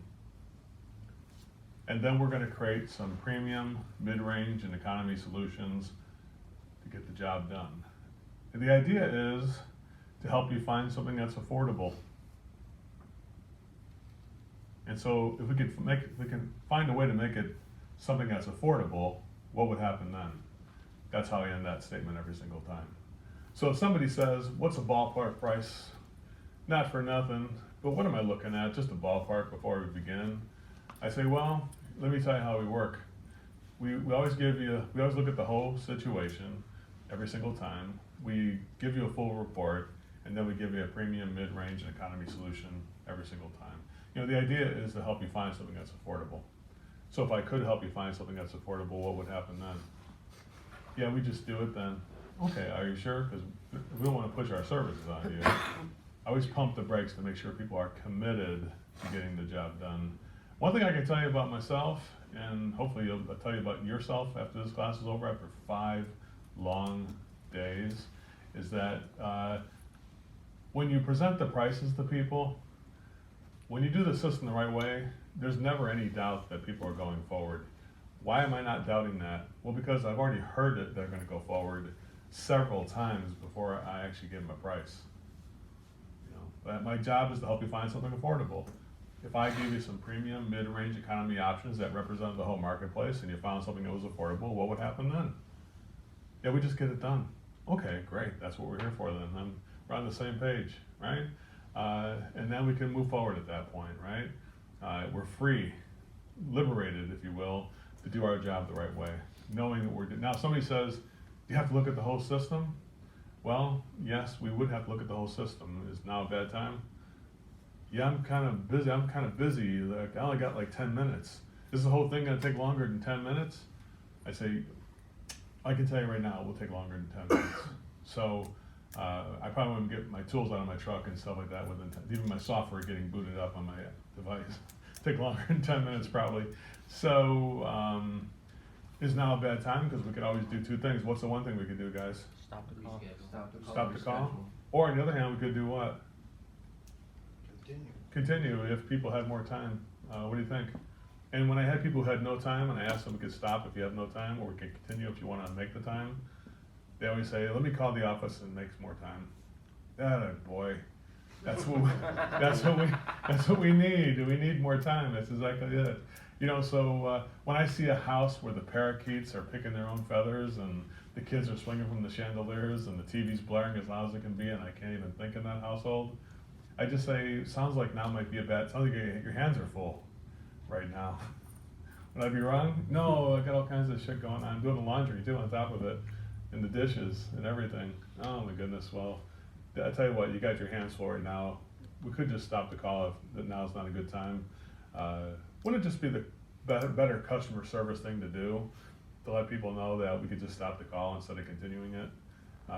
It's the one thing that makes this program different, unique, you know, and you're not going to get away from it. It's something that if you don't do this, then you're not doing the system. You're pushing your services onto people when they clearly say they have other things that are a higher priority right now, right? So it doesn't make a difference if you travel 20 minutes through traffic to get to this call. It has no impact on what's happening right now. What's happening right now is that people cannot focus on my solutions or on my diagnosis, so therefore, it doesn't, I can tell you right now, it's like trying to train a dog. You ever see a barking dog that's kind of out of control and looking like kind of wild? Trying to train a dog in that state of mind. How does it, have you ever trained an actual dog and train them how to sit or train them how to roll over and do a trick? That dog has to be in a calm, submissive state for us to move forward.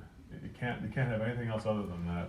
Because trying to teach a dog a trick or trying to teach him to sit down when he's out of control is just impossible.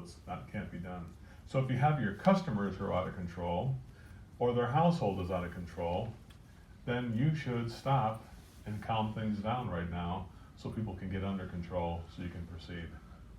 Every single thing that always happens bad, that little yellow light that happens, got to be able to notice it and then stop it. So you had a question there? No, I was just gonna say, what I've noticed, you know, you were talking from the technician's point, and what's really helped us since we've been on board with this, is I know you're working with the people in the office, that's where that critical hump is taken care of. Being The moved- girls in the moving office away. are now scheduling calls, and they're getting that customer ahead of time, telling them, he's gonna be there, with the decision maker be there, but we have some undivided time to be able to spend with you. They're kinda already setting the groundwork, so you don't even have to go through Right. that, and that's Yeah, improved. I and agree. that's what makes it Well, great. thank you, Ron. Well, that makes me feel good that you said that. Oh, 'cause For me, I can't tell if I'm getting through, you know? Oh, yeah, no, the girls are doing a much better job, because when we get there, it's more focused, everything's like you're saying. Yeah. I got their attention, the kids Well- maybe are already dropped off at school, now I got their attention. Because if you don't have their attention, this falls on a lot of deaf ears. In a way, the whole team has come together now Yeah. at your company Yeah, where, same concept. because before the field was the ones who needed training, we were fine. It's more than the But field. like you can see with the new flow, the new flow, I'd say probably at least 50% of what I did there was work with the office staff, April, to make sure that she was under control, and that if she could be under control, then everybody else as a byproduct starts to gain control in a way, you know what I'm saying there? So I would say that there's no such thing as an out of control technician, but there is an out of control team, because we would never allow it to happen. Just like, and by the way, when I teach people how to manage you, I would teach them the same thing I'm teaching you to do with customers. I would say, well, if you're gonna just come in late every single day, you have to think about if you wanna work here or not. So now if you don't wanna work here, we can just stop your employment. Or we could continue if you'd like to, if you wanna be on time, but we'd have to be on time from this point forward. What do you think? Can you do it? But my family, and then I would teach them and say, you know what? We have 17 families here, not just one. So even, I know you have a family and things like that, but you need some days off to get that under control, because we could put this on pause until you get under control. Maybe you don't get fired. Maybe you could just take some time off, get your family together, and then come to work with a fresh mind, because that's what we're gonna need from you. If I was teaching a manager to do something, that's exactly what I would teach them. I would teach them to give you you need 5 minutes to think about keeping your truck clean, or you just wanna get it clean right now. That's what I would, what should we do? It'd be just, you're like, you're using Joe's stuff on me, aren't you? And I'd say, absolutely. I wouldn't use anything less than that. Why would I? Why wouldn't I? So with that being said, we offer, Pure Mode service begins with offering choices. So I told you we're gonna do the premium, mid-range, and economy choices, right? But here's a key component. Not only would we offer choices, but they're gonna be in writing. Make sense? Or they're gonna be written. TV's having a nervous breakdown over there. So lip service is just talking about it. And by the way, how many times have we done something where early in the call, we started telling people the problem we're finding? Drain cleaners are perfect on this. They put the camera in the line as they're doing the job, and look, you got a fracture in the sewage removal system. And the customer's like, oh my gosh, look at that, the roots are growing through it. Yeah, how much is that gonna cost? And then you're like, I have no idea, I have to work up the prices. Well, haven't you ever done this job before? Yeah, I've done the job many times. Well, then don't you know? I don't know right now. Well, you look like you've been around for a while. I know, but I gotta find the prices first. And people feel like either you're lying and you do know, but you're not telling them, or that you don't know and you're just incompetent. Like, why do they send me the doofus who doesn't know, right? Either one of those things. So here's the thing about it. When you talk about the solutions, you're actually putting yourself behind the 8 ball. Real way of doing it is actually, pure motive way is to write the solutions down. This way, there's no need to talk about problems, no need to talk about solutions. Let's show them in writing, so then we documented it. And when you document it, people are like, oh, Ron put his little hand on a pen or on his keyboard and actually typed it all up.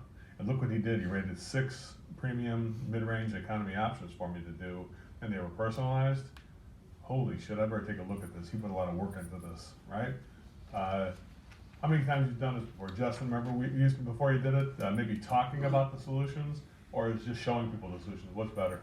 What do you think? Showing it to them, that's right. So lip service, constructing the options is the first thing that I can tell you.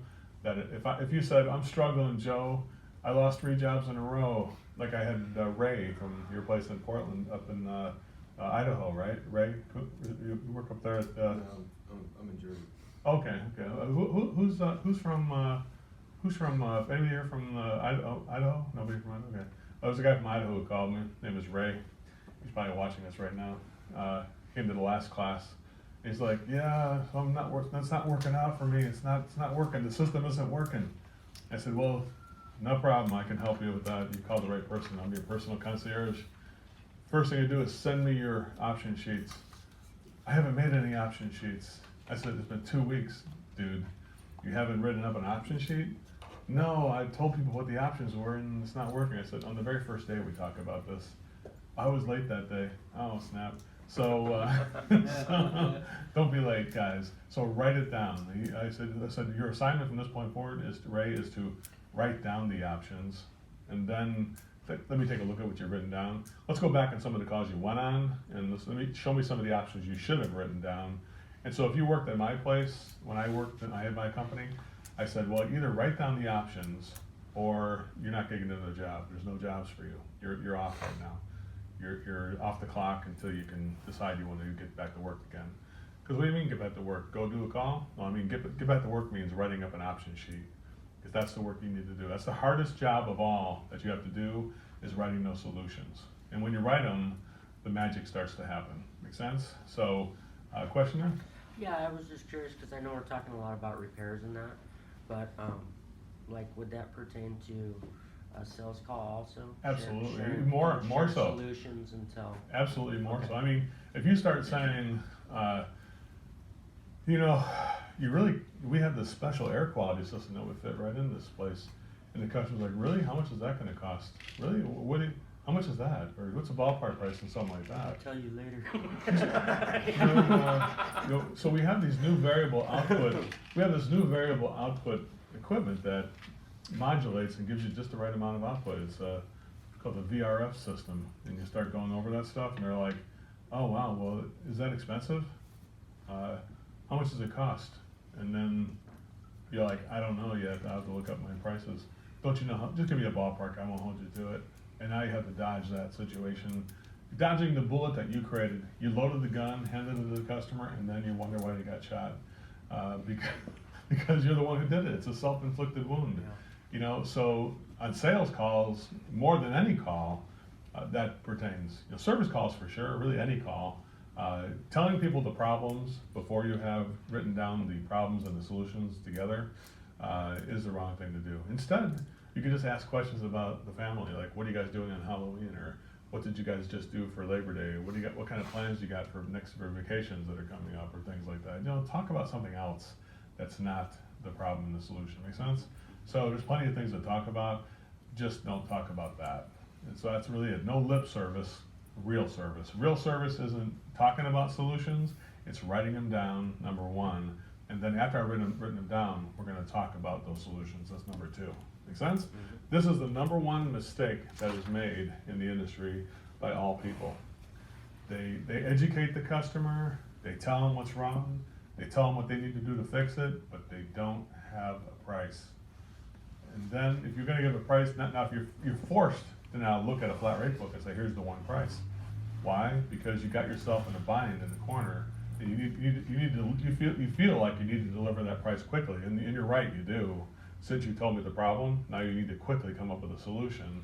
So now you're forced to look at your price book and just point to one price and say, yeah, you're looking at that. And that's your standard now. So if you wanted to add on water quality or air quality, you can't. You kind of stuck yourself in a corner there. Make sense? So that's the way the program works. So surprise at a flat tire. You guys ever have 3 surprises in our life? There's the day we are born, there's the day we die, and then there's the day we have a flat tire. You ever have that surprise where you wake up and say, why me? Like, I got stuff to do today. This is not my plans. I have a lot of plans today, and this is not one of them. And so, what the heck? And you start looking for the reason why. You can't find a nail. It's like, about 30 seconds on that, and you're like, okay, who cares why? It's just flat. And so you're like, the very first thing we think about is what? The tire is completely flat, you can't drive it. And so you start thinking about, what's the first thing I need to do right now? What's the very first thing you need to do? You need to inflate the tire, right? Maybe you have something that fix a flat you got in your trunk you keep, because you know your tires are kind of shot. You know, you got a spare can in the garage when you were younger. You still got one. Oh yeah, it's there. And you put it in there, or maybe you got a compressor. You bought a compressor on like what's that website that has all the gadgets? You know, you got one. Your mom gave it to you for Christmas a couple of years ago. So you get it out. You pump air in your tires. Well, just because you inflated the tire, is the tire fixed? So you take it to the tire shop, and the tire shop has many different options for you, right? The tire shop has plenty of different options. The one option is to just patch the tire. Is that true? But let's say you had 53,000 miles on your tires and they're semi-bald. And patching is definitely something you could do. Right? From the inside, probably the patch would be stronger than the rest of the tire if you did that. The second thing you could do is just get a retread tire. Just replace it with a retread. We do have some, they're not permanent, but they're good. They'll give you about 5,000 miles before they have a problem, right? And then, not for nothing, you could do the one brand new tire and leave 3 other tires that are 53,000 miles on your car. Did you do that? You could do that. And the guy would say, but most people just buy 4 brand new tires, which are our standard tires, our utility tires that you can get. And they're very good price. They're priced competitively. We also have an option to get 4 brand new premium tires. Now these go above and beyond. If you ever have a flat again, the tire literally fixes itself. It doesn't even need to, it doesn't go flat. It never gets flat. What? How does it do that? It's the magic of tire. It's the magic tire. It just doesn't, it inflates itself. I want to make it go flat just to see it. You would. That's why I would like that. And then finally, the 6th option would be to get put some nails on the driveway. 6 is to get 4 premium tires that inflate themselves. And by the way, your brakes are shot too. Before we get into that rotor, we could put the pads on your tires and get that all done. And they actually change the rotors because they're warped as well. Now let me ask you a question. How do we know the tire shop even did brakes if they didn't tell us? Would we even think that a tire shop would do brakes?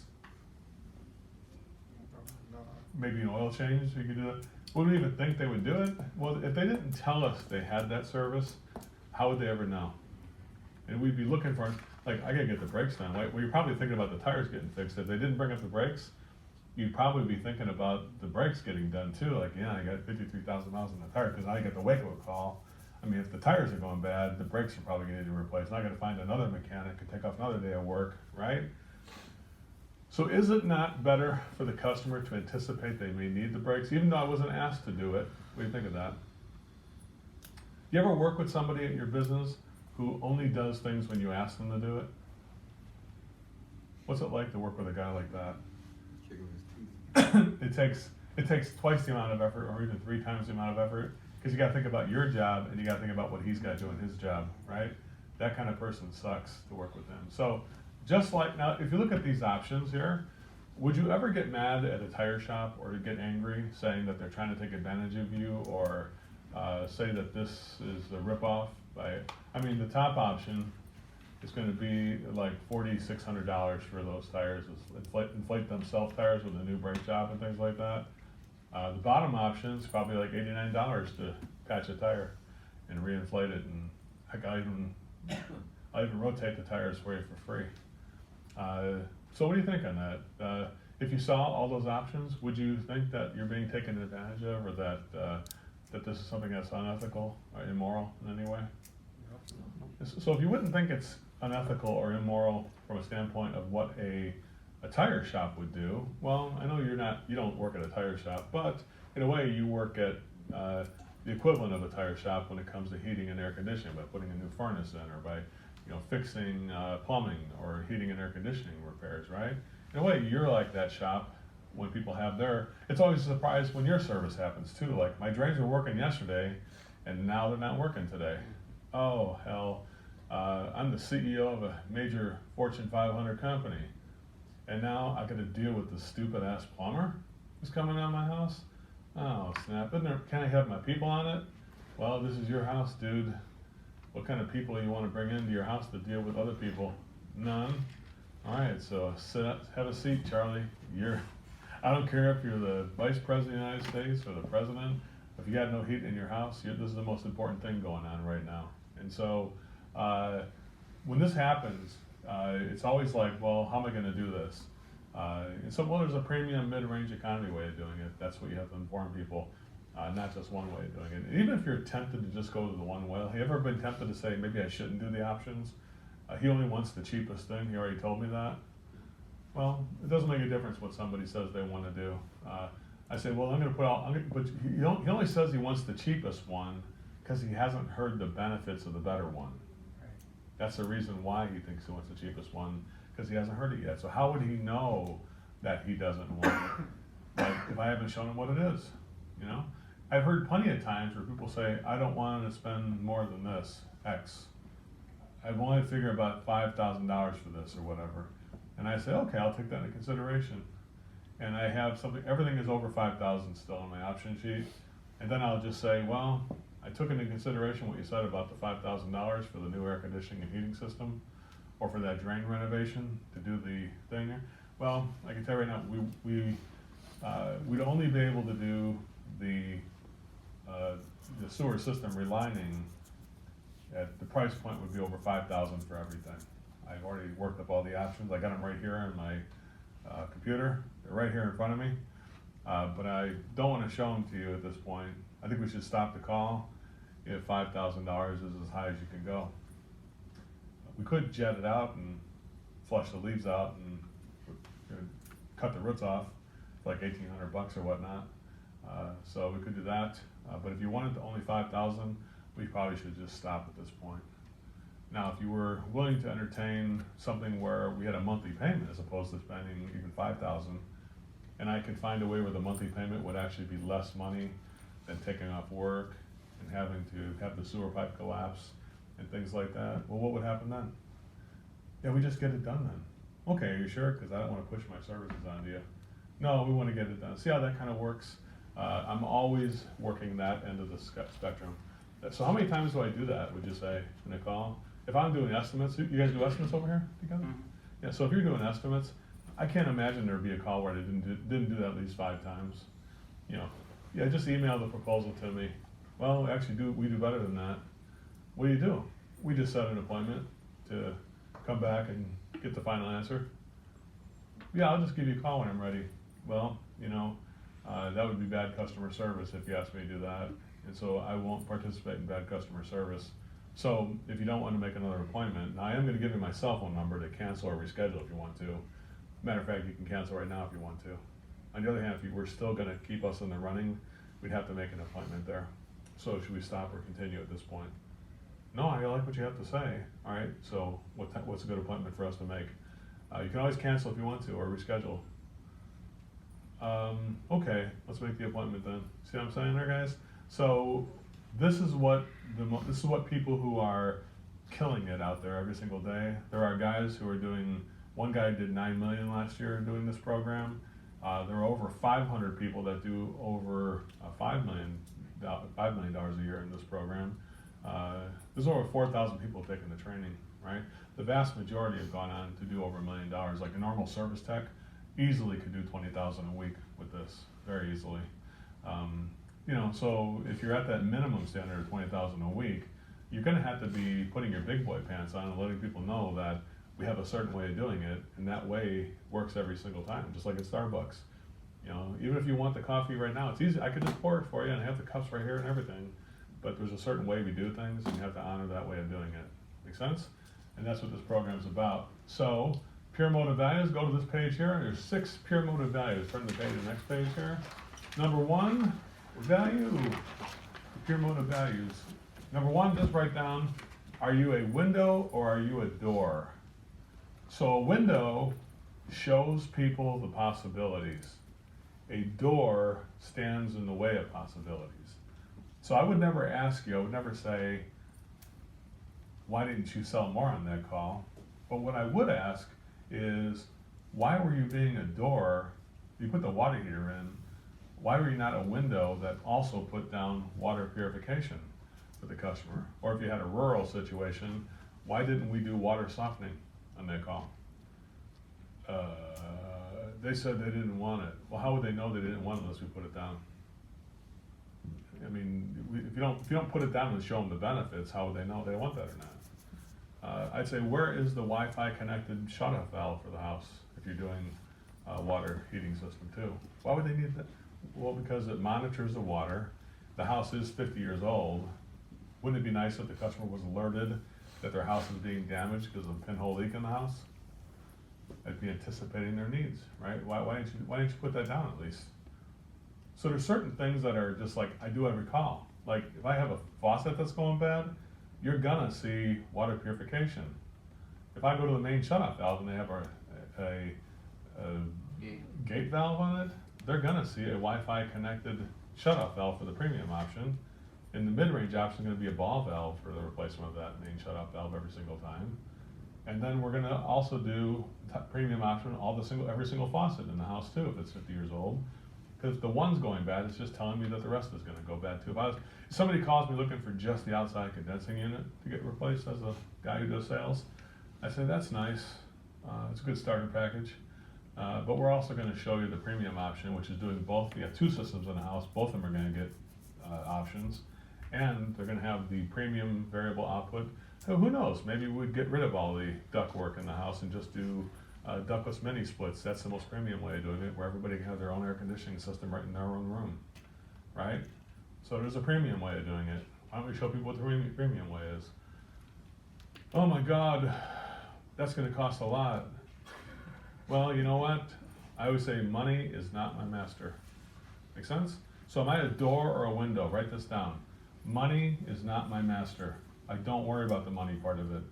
Because if I don't tell you that we could replace your entire ducted heating and air conditioning system and instead have a personal air conditioning and heating system in your rooms, every room, even the sunroom would have one, I'm not showing you the best, right?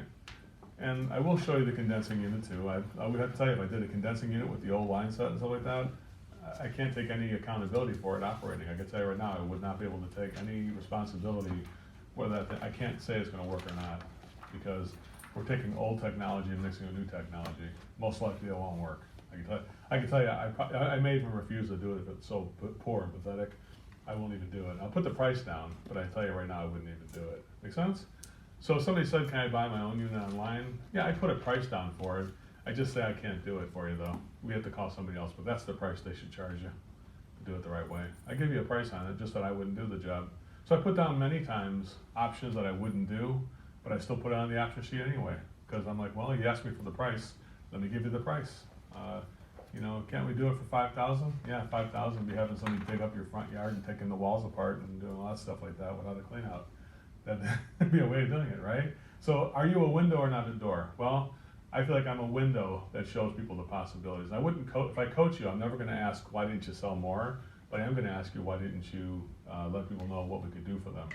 Really, the secret to the system is finding solutions.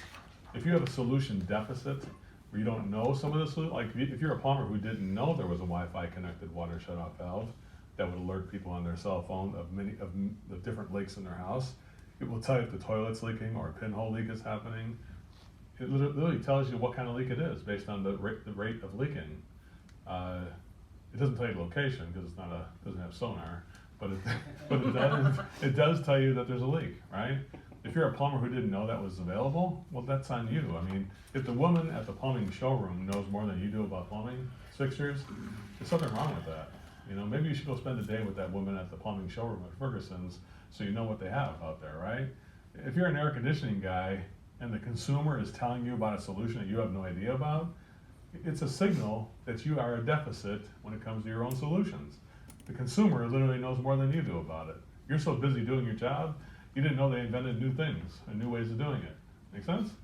Your job is not only spend time doing your job, but also research what the best way to do the job is as well too, so you can inform the client.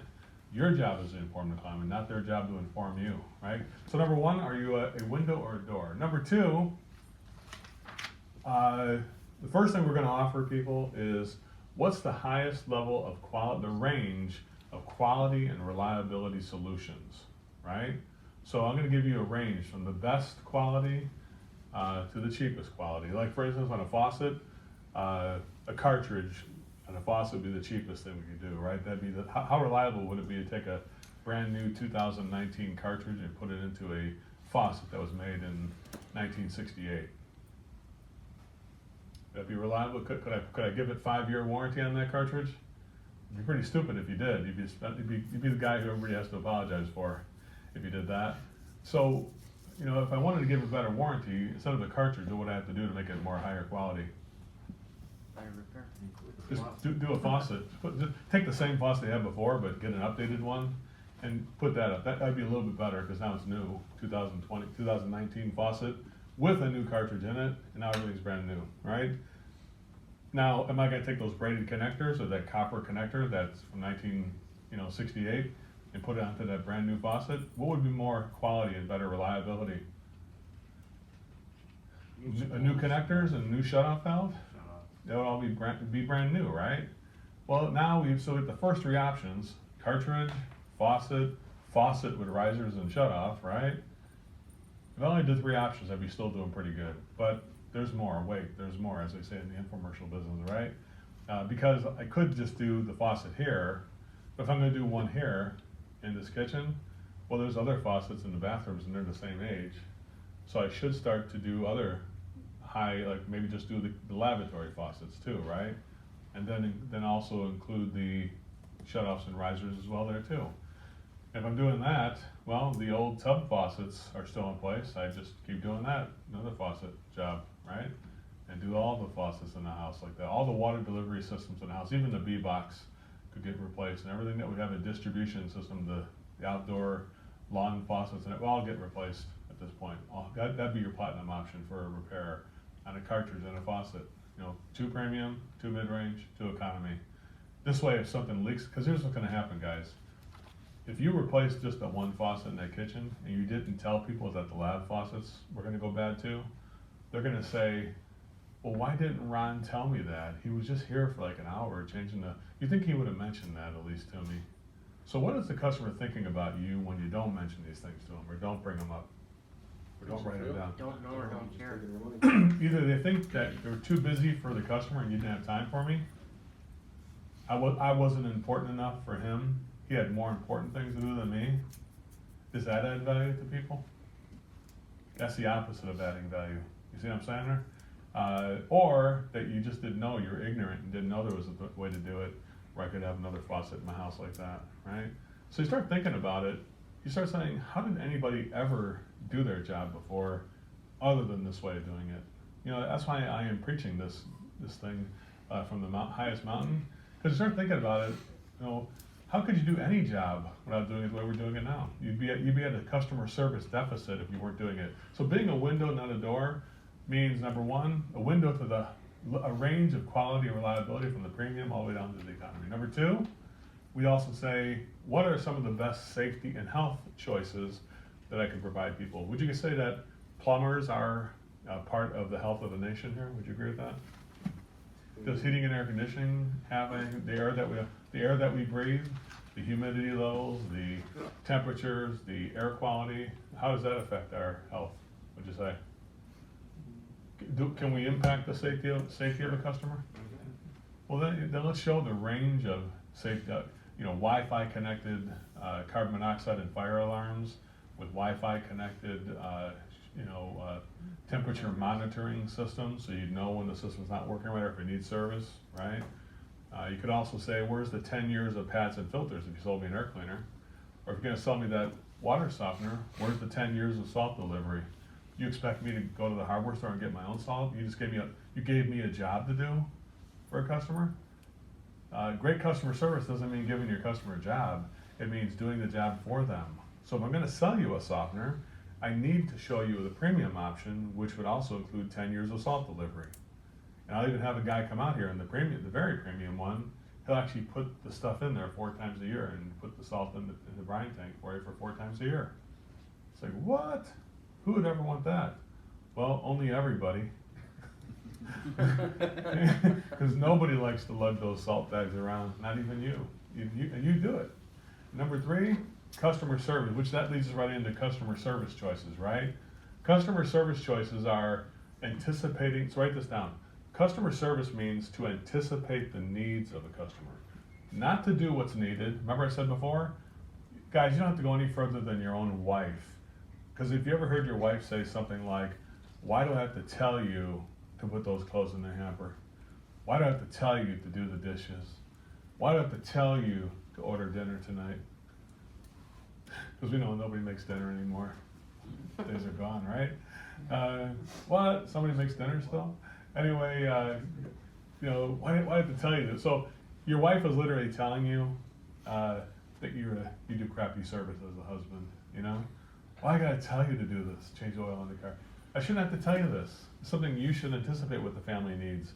Why do I gotta tell you that we have the kids' baseball games all the time on Saturday? You should know that your son plays baseball on Saturday, right? You should be actually getting ready for it before the week. That's what a good dad does.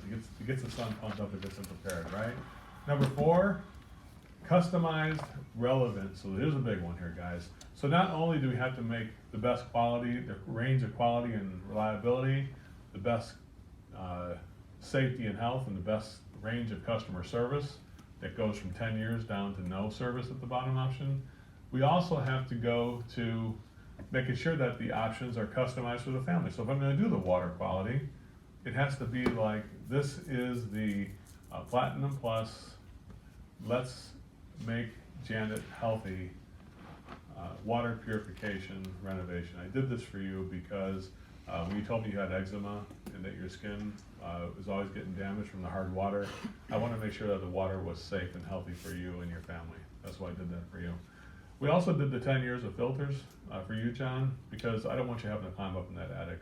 You just had that knee replacement. I want to make sure that this is a safe way to do it. Let me take care of it and my team take care of it for you, right? I did all the faucets in the entire house because I don't want you to have to take off work because you travel for business. I don't want you to be out in New York on business and then all of a sudden you have a problem at home and you're always getting called by your family when you're on work. I want to make sure your family's taken care of here. That's why I did that for you. Make sense? So customized, relevant solutions are important. Number 5 is honesty, even when it's not popular. That's the final pure motive there.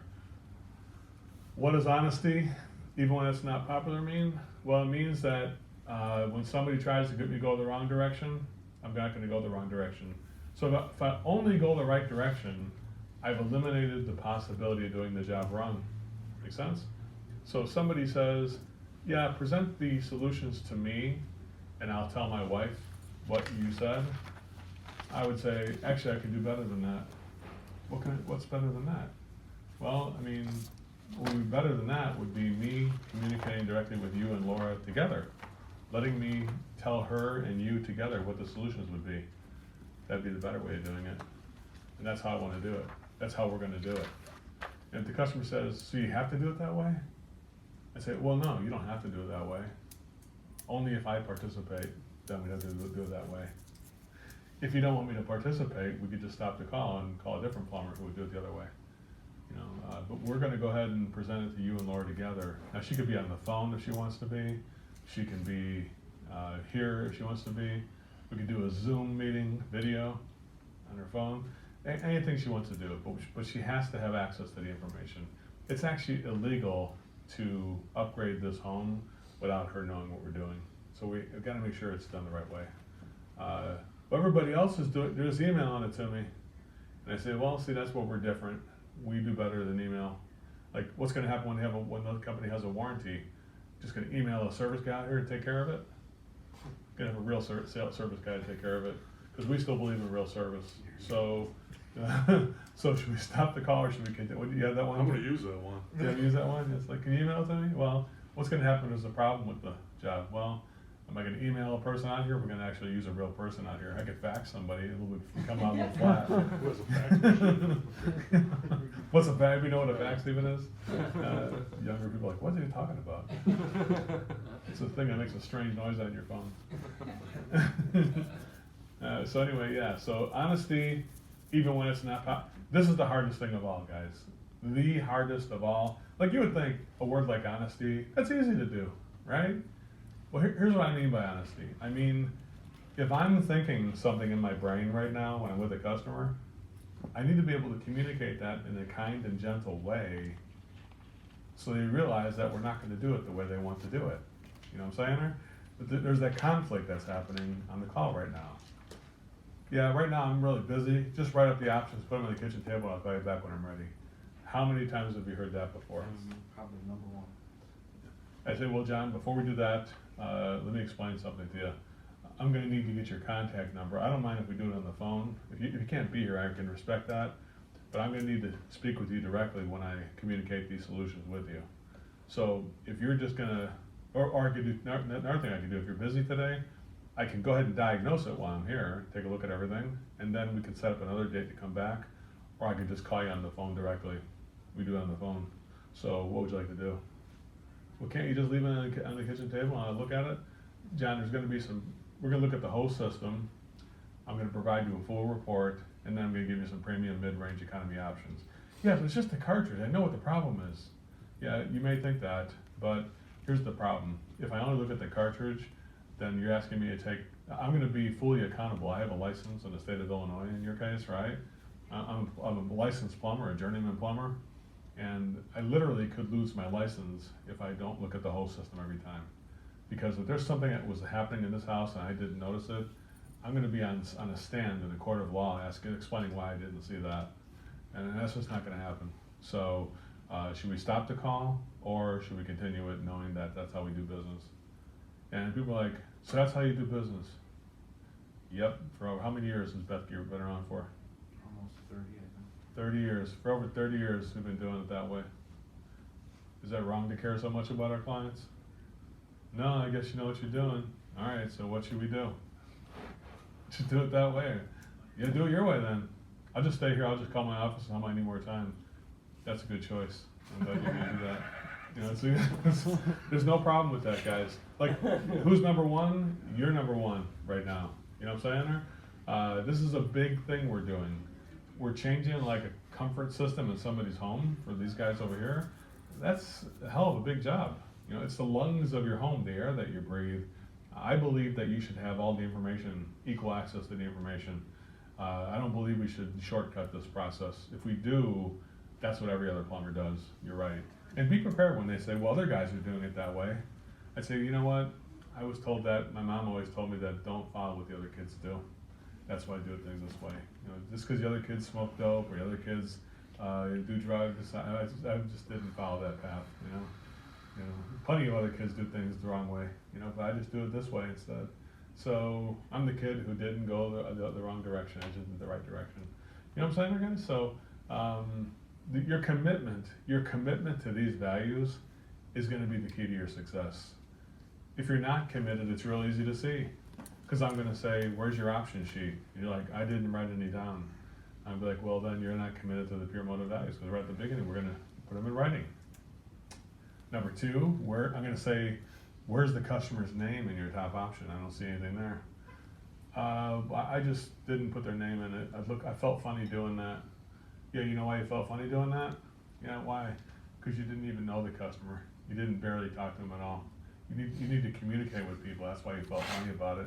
If that customer was your friend, you'd have no problem putting their name in that option, right? I said, hey, what's the name of his wife even? I don't even know. See, what did I tell you? I'll just test you. Like, this guy was really cheap. I say, what's this guy's name? I have no idea what his name is. Now you see why he was so cheap? You didn't bother to even learn his name. You know what I'm saying? It's so easy to coach you. It's so easy to find the wrong problem. The problem is, you didn't make the options, you didn't make it personal, and you didn't help them bring it to a conclusion. That's your job. You know, your job is to do that. This is the communication part of the job. You know the plumbing part of the job, right? You know the heating and air conditioning part of the job. You know the drain renovation part of the job. Well, this part of the job you have to know equally well, even better, I would say. Make sense? And that is that. Well, right now, it is time. It's for no more than 90 minutes. Time for a short break. Everybody want to take a break? What do you think? Yeah, sure. Let's go 10 minutes, and we'll come back at, say, 10:40. Come back at 10:40 on the dot. Please be prompt if you don't mind. Thank you.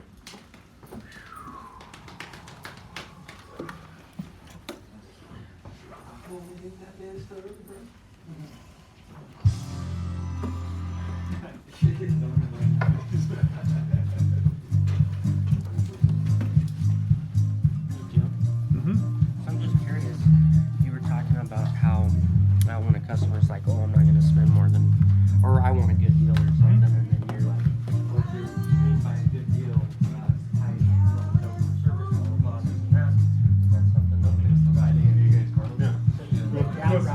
If you want the lowest price. Enough is right there, but then also Fair change other new type. times that I can only spend $5,000, so you went ahead and move your option. Just to come. I know you said $5,000. I mean, I really like that. Because it was the first time. How do you know which way to go? Well, one thing I know is I'm not going to talk about prices. You can leave them all, right? I'm not going to talk about any information, technical or pricing, before we get to the point where we do that.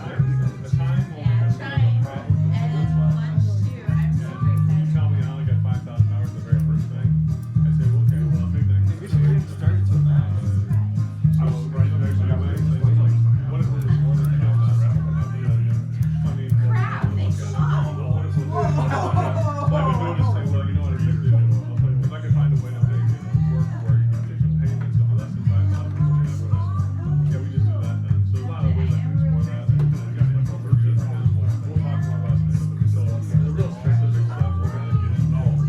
That's why it is, that's why when you first start this class out, it's like, what can I do in 5 days and stuff like that. Right? It's like, this is an open world. It's like, we want to do a lot more of that. So when do I have that conversation? What do I say?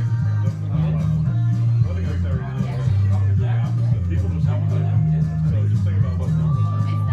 Let's talk about the 5,000. You'd be like, John, right now it's too soon. Right now, he just got here. Right now, what do you want to accomplish exactly? Shift the focus is called, right? So there's a certain direction that they need to call, and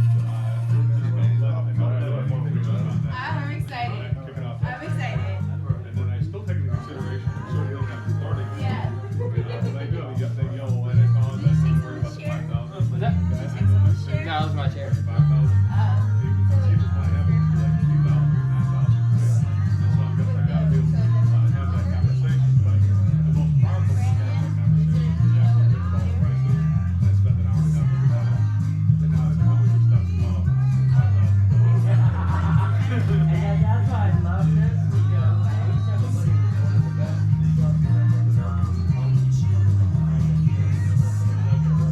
It's true. never found anybody. Just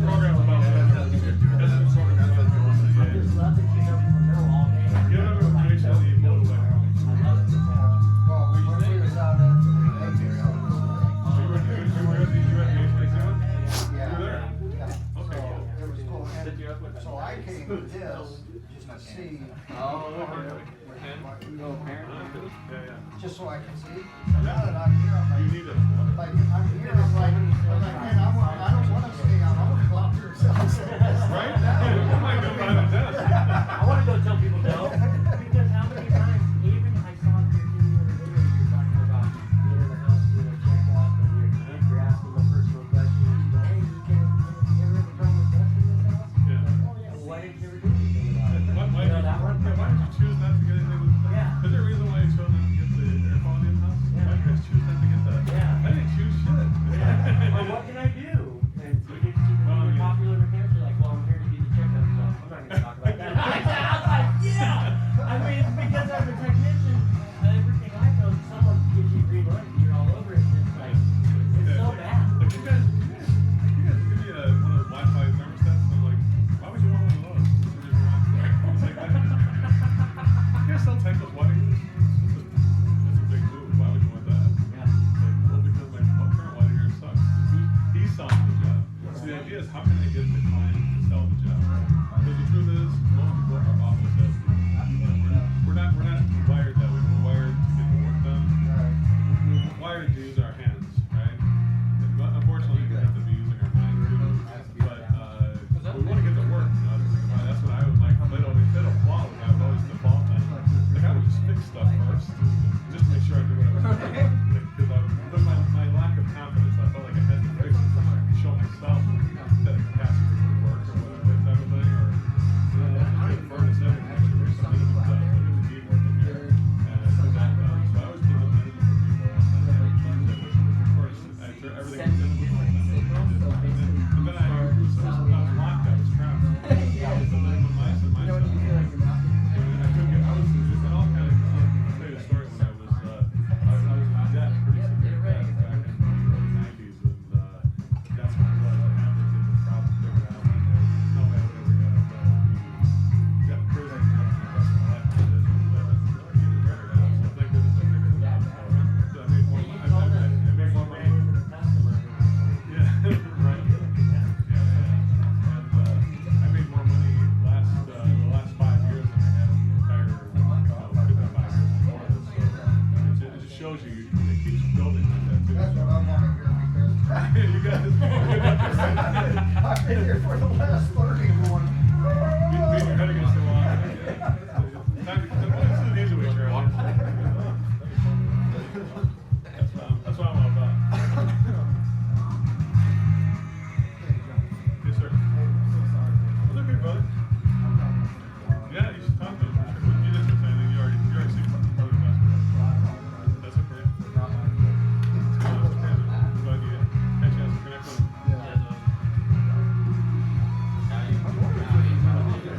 It is. Just the corporate stuff. Just sharing my business.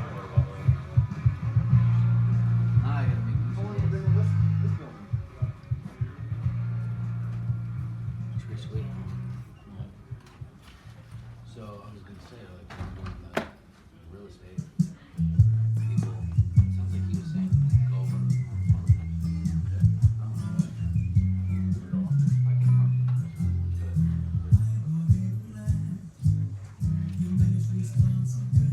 That was the hardest thing we had to do, man. We drew a line in the sand with realtors.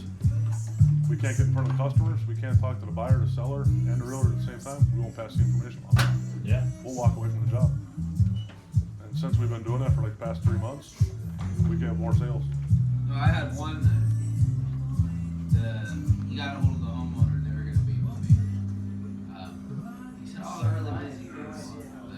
Then they set it all up, and then they felt they were really. I'm like, nah. Like I was telling him, a lot of times property management people, they'll be like, well, we'll provide a message to the board, we'll do this, we'll do that. I'm like, when's the last time you sold plumbing? Yeah. 'Cause I'll hire you if that's the case. I mean, Notice how we get some I don't want to sell condos. You want to sell land? Come on, do it. I should do a content piece. Fuck, I don't want People X'd out of his will stuff. Take it back to people a few feet, but after a while, they'll find the other key in, or they'll be like, okay, we'll find somebody else. 9 times out of 10, like, they don't have anybody else to do it. I'm afraid if I hit exit, it'll go to the first slide. Dun dun. He's only on slide 7. That's my favorite thing. I beat people up with that. There you go. My wife. I was the same thing. She's using it on me. What's we doing? What are you doing? Oh, we're trying to make sure your screensaver's on. We think that might be the reason why it keeps shutting off. Turn them off, right? It's turned off. Yep. It's turned off. I got them off. That's not why it is. It's the voltage on this. Probably on the thing. There's a thing down there, a splitter down here. Probably the wires are screwed up a little bit. Well, it's not showing up in the main angle. It's not a big deal. It's Probably done over here. Oh, see down below the blue.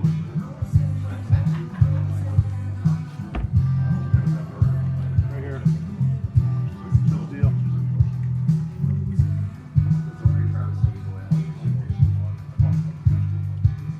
You know, sometimes we had problems with that sometimes because it's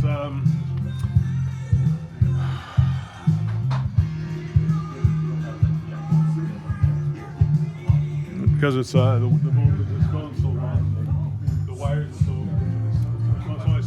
all the voltage come from my computer, you know, that supplies the signal, you know. It goes through this cord over here, and sometimes the cord doesn't play ball. Can we get a booster for the signal for that?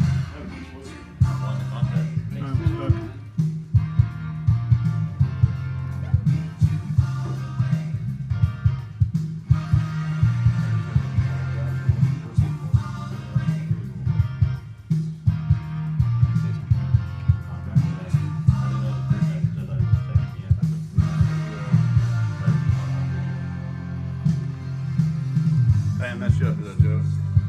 That's okay.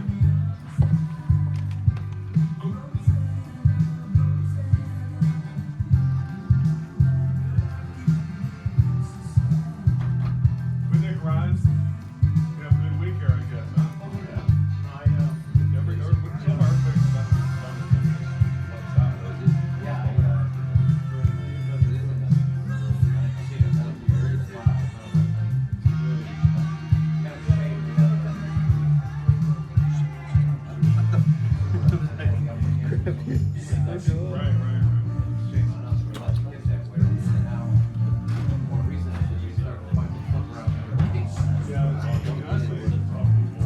The ironic part is that, you know, a place like, the union should really do more on this stuff. Because I know they don't. Zero.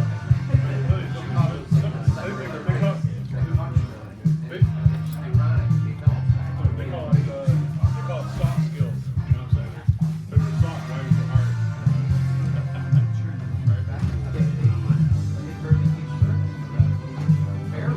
You're right. Kids touch on it a little bit.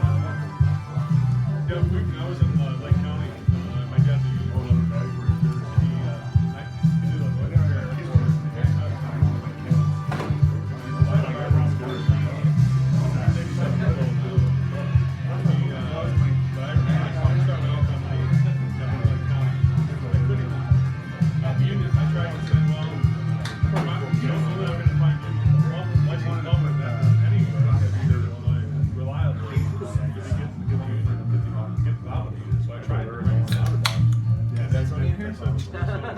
Tell me about the project. You have 100 bucks. I'm like, the project is like your faucet, music, toilet, we don't have any plumbers like that. It's like Lake County up there. And I'm like, any service? Oh, we don't do the service stuff. And I was like, okay, so let's have a plumber. They literally said they wouldn't take it out. And I said, I'm trying to give them business, you know, like, I think they would bring it out and take my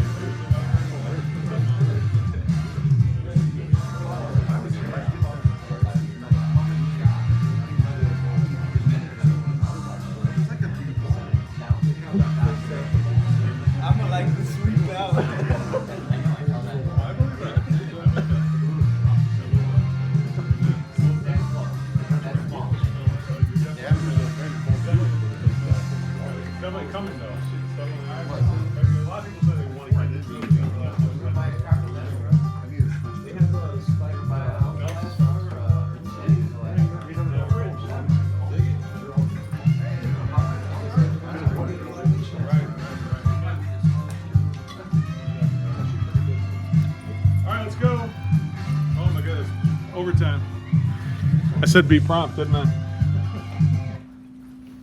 I said be prompt. I meant be prompt. Here we go. Hey, if you guys don't mind putting your phones on silent, if you don't mind. That'd be great. It'd be okay. Make sure your phone does not ring during the thing. No, we're going. Yeah, we're gonna. I'm gonna go to that one. I'm just doing myself. This is for me. All right. So just so everybody knows, your first assignment for today, which is definitely doable, is to learn how to share your contact. So everybody know how to find their own contact on their phone? You're called your V card, and I don't mean the other one when you were a teenager trying to get, lucky. I'm talking about your virtual card, not the other Virgin card. This is, the V card is at the letter A in your contacts, and then right above it, what? Oh, my microphone's on then? Yeah, that's true. All right, so I think it shouldn't affect the filming.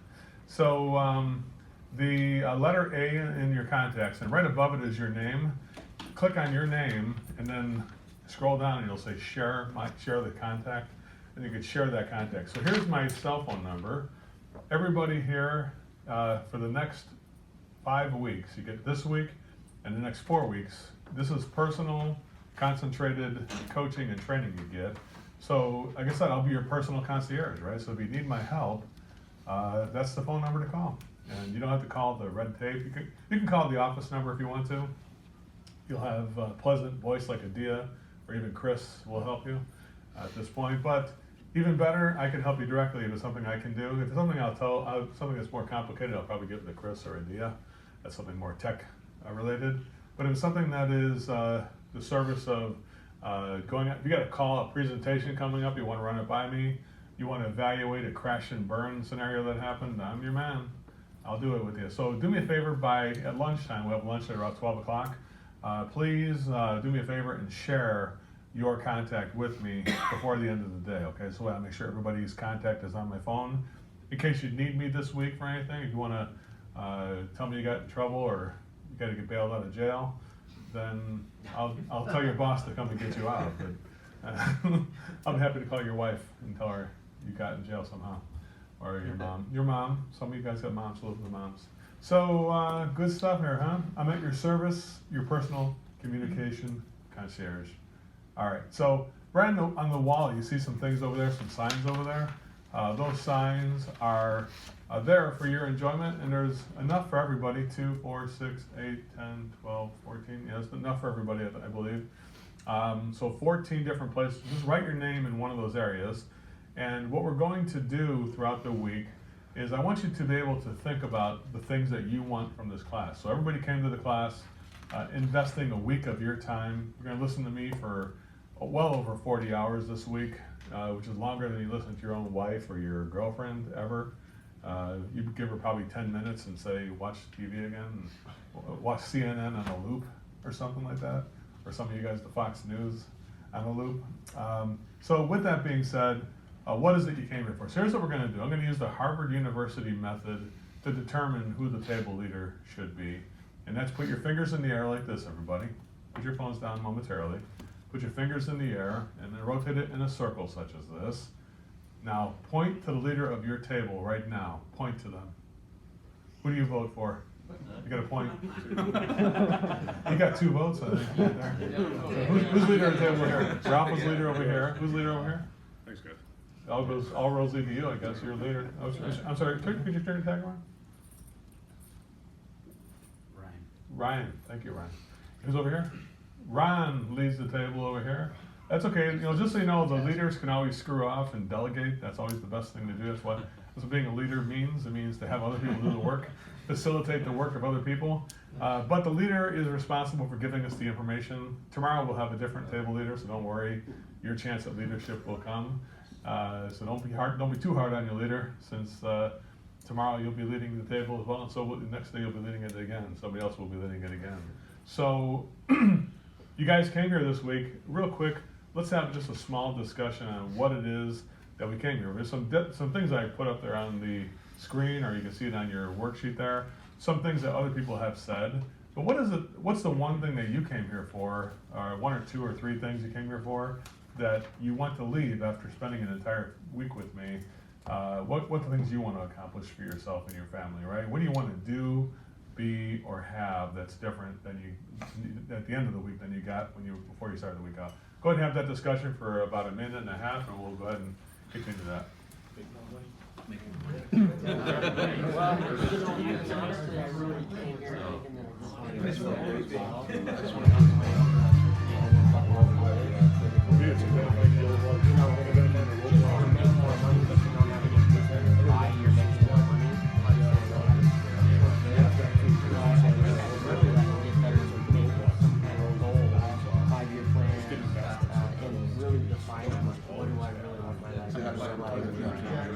yeah, and not, like, I think I have a tendency, just like this stuff's not our worst problem, so I think I have a tendency to, like, shorten my goals. I try and make them more realistic, because they fit with what I think I can do. I like to kind of stop that box, make them goals,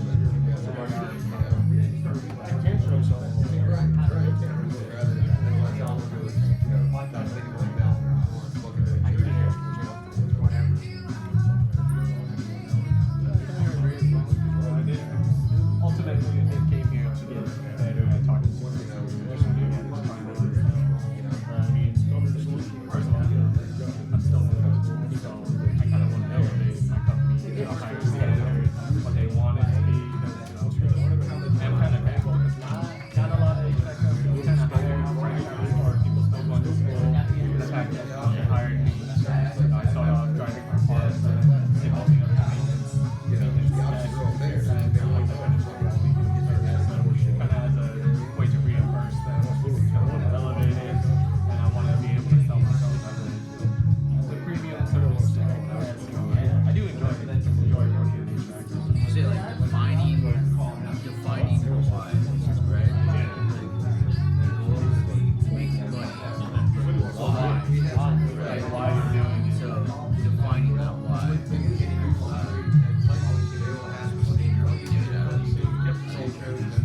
I think that's Help yourself kind of define the why. You want to make more money. why do we do it. And I think the why makes it more like those it becomes precious that so many sales classes become so repetitive and I think have a tendency to go back to where it's comfortable. Alrighty. Or I'll make some good money. What did we and I'll be like, come but here the why for this week? This is table number 1 over here. Who's our leader over here? If you don't mind, Nathan, right? Yeah. Nathan, if you don't mind, tell us what did your table, what's the most important thing right now this week? Make more money. So number 1, earn more money on your W-2, right?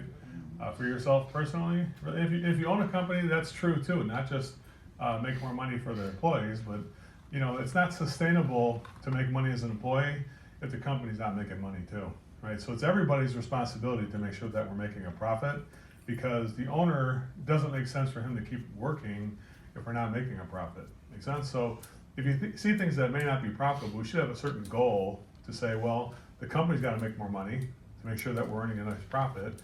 Like I believe that in the service business, we should have a 60% gross profit or higher, meaning that what's gross profit means the cost of the materials and the cost of labor.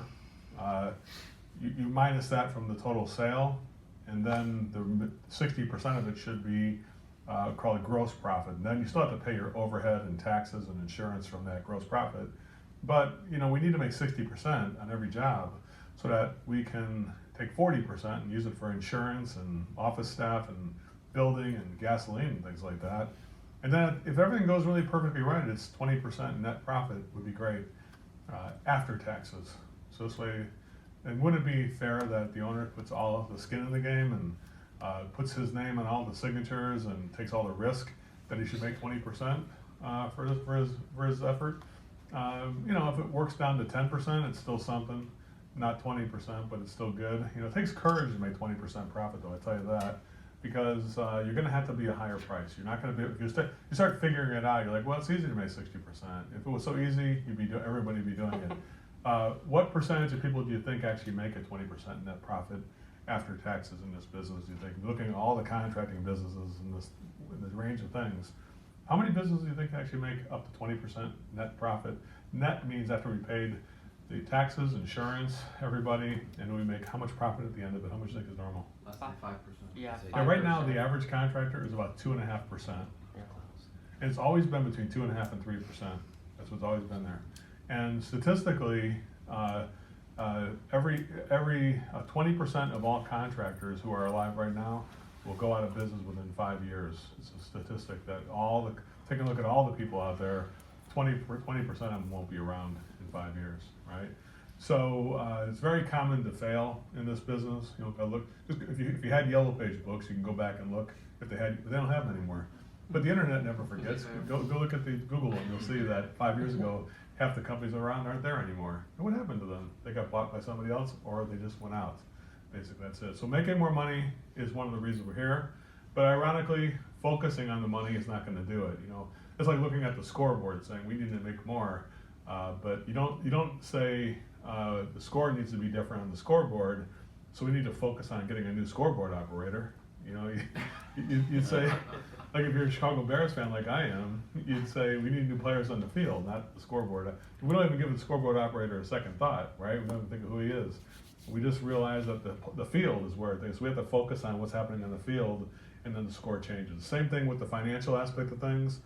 If you're focused on making more money, you can do that, but you need to focus on doing better service to make that money. It'll just happen like that. The score will increase. How about over here? What was your primary thing, Ralph? Improving our sales skill sets, verbiage, roadblocks, that kind of thing. Just getting your skills. So I would say this, Ralph brings up a good thing. There's 4 stages of competency. One stage is I call unconsciously incompetent. Somebody who doesn't even notice it, I call cement head, who doesn't know there's a better way. You know what I'm saying? I used to be like that in that category back in the 80s and the early 90s. I didn't know there was a better way. I just thought that low bidder gets the job. I always try to be a low, like find out what your competitors are making and then charge less. And that's how you do business. That's what I thought. That's cement head thoughts, right? The second stage is knowing that there's a better way and then still not doing it because you lack the courage to do it. Like, I need to charge more money, but then when it comes, push comes to shove, you can't do it because you're afraid to lose the job, so you go back to your old way. Make sense? Then there's a third stage of competency, which is I know what to do, and I'm grinding it out to make it happen. I'm pushing it forward myself, and it's tough, but I'm frickin' doing it. God, it's hard. I'm exhausted every day making this happen every day because I'm doing things I normally wouldn't do, and I have to think about what I'm doing, and I'm doing it. That's still hard, right?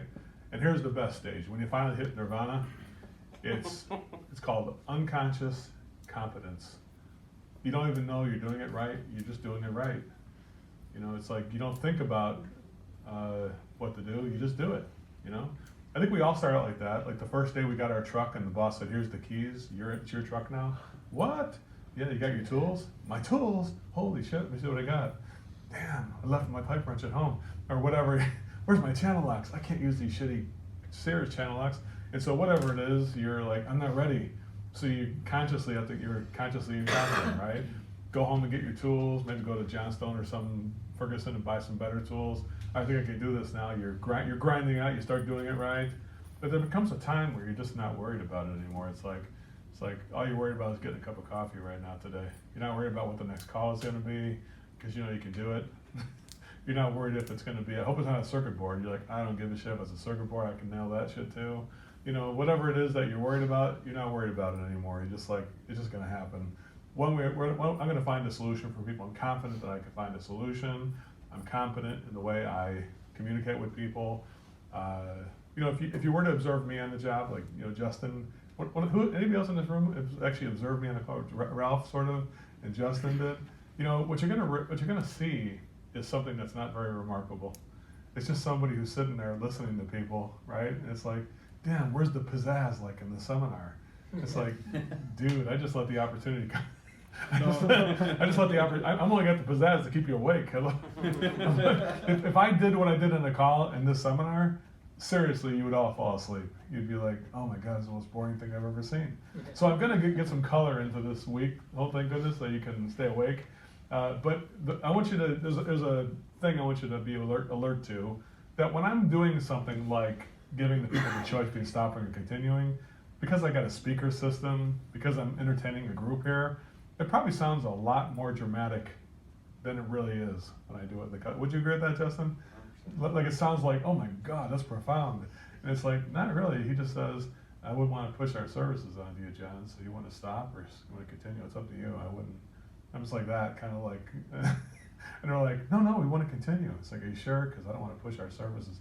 So I do the same thing. I just don't do it with the same volume or the same, it doesn't come off as arrogant. You want to say it that way? Or I hope it doesn't come off arrogant with you guys either, but I really don't care what you think about me, so it doesn't make a difference. So, that's one thing about, I'll go back a slide. I do say honesty. I get honesty. I'm going to give you the truth about things. And I ever tell you this, I always say this, and we write this down if you want to go back on this one if you want to. I say, I give my personal friendship to every single person I meet. That's what I said, you get my personal concierge. I go back to this one here. You have your personal concierge. So every single person in this room has my unconditional friendship for the rest of your life. No matter what you do, you can never lose my friendship. Even if you hate me, or you start saying nasty stuff about me, it doesn't make a difference. Because even though I give you that friendship unconditionally, you never can lose it, no matter what happens. One thing you have to know is I don't care if you accept that friendship. I give it to you freely, but some people accept it, some people don't accept it. What I found is when I don't care if people accept it, then they want it more because it has more value, that friendship, right? If I cared, if I wanted you to be my friend, then all week long I'd just be sitting there trying to make sure you're always happy, and that there's going to be some unhappy moments in the summer. You're going to be doing role play, and you're going to get exposed for all the little demons in your brain and all the little things that you have. I know everybody's going to say, I have a hard time talking in front of people. I hate even thinking about it. What do you think about that? You seem like Carlos, like not like speaking in front of people, not your favorite thing. Is it in the top five? Not there, No, not quite there. You don't think so? Yeah. Most people, it's not. Everybody would say, man, getting up in front of the bright lights. We're gonna have the mic. You're gonna be mic'd. We're gonna be doing the role play, giving you 6 objections, making a presentation in front of everybody here and on the internet as well. For the rest of your life, you can always go up there when you're like 90 years old and go, here's me when I was like, how old are you? 22. Here's me. Look at honey. Yeah, is that guy still alive? I think he died. But I think his son took over. Anyway, well, there's, the opportunity is there for you if you want to buy me someday. So what do you want to do? I'm glad you want to do that. So good job on that. Thank you. I think the process, learning the process, getting your skills down so you're unconsciously competent. So you're not having to think about being competent. It's just the way you are. It's odd when somebody tries to tell you, dude, hey, can you email it to me? It's like, oh, isn't that so sweet? Like, I remember we were there, Justin, when somebody said email it to us. I'm like, well, here's the way we do it. And I just said, just sort of real calm. I said, well, here's how we do it instead of emailing. We're just going to make an appointment, John. Okay, is that how you do it? Yeah, that's how we do it. See, I didn't have to go into the disqualifying part of it. I just said, I just sounded confident that that's what we're doing. So you don't have to go into the deep cards like stop or continue, right? If somebody just goes your direction. And the confidence and clarity at which you express the direction you want to go, though, makes people like, yeah, I better just say, do what this guy says to do, because he sounds like he's not messing around. Kind of a thing. You see what I'm saying there? So the very first request I make usually works. I'm not surprised when it doesn't, though. I'm expecting it to not work. But when it does, I'm more surprised than anybody. People just do what I tell them to do. Like, when I sell something that's $35,000 or 20, in our case, what was it, $21,000 we sold in that job, Justin? Like, I'm more surprised than anybody.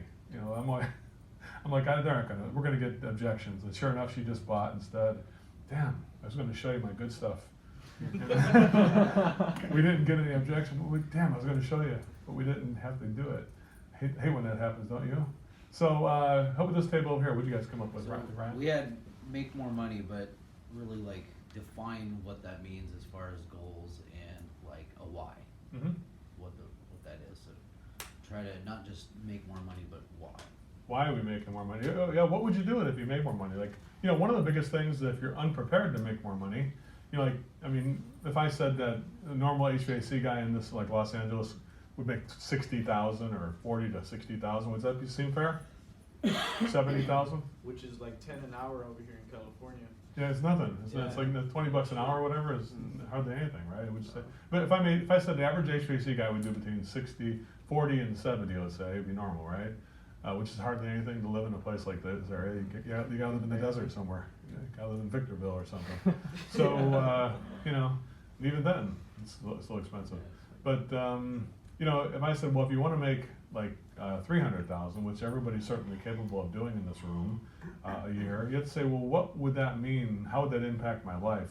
Because one of the things that people, if you're not prepared to make more money, then you're going to fail at making. Listen, if you had bad financial money handling skills when you were not making money, they're not going to get any better when you make more money.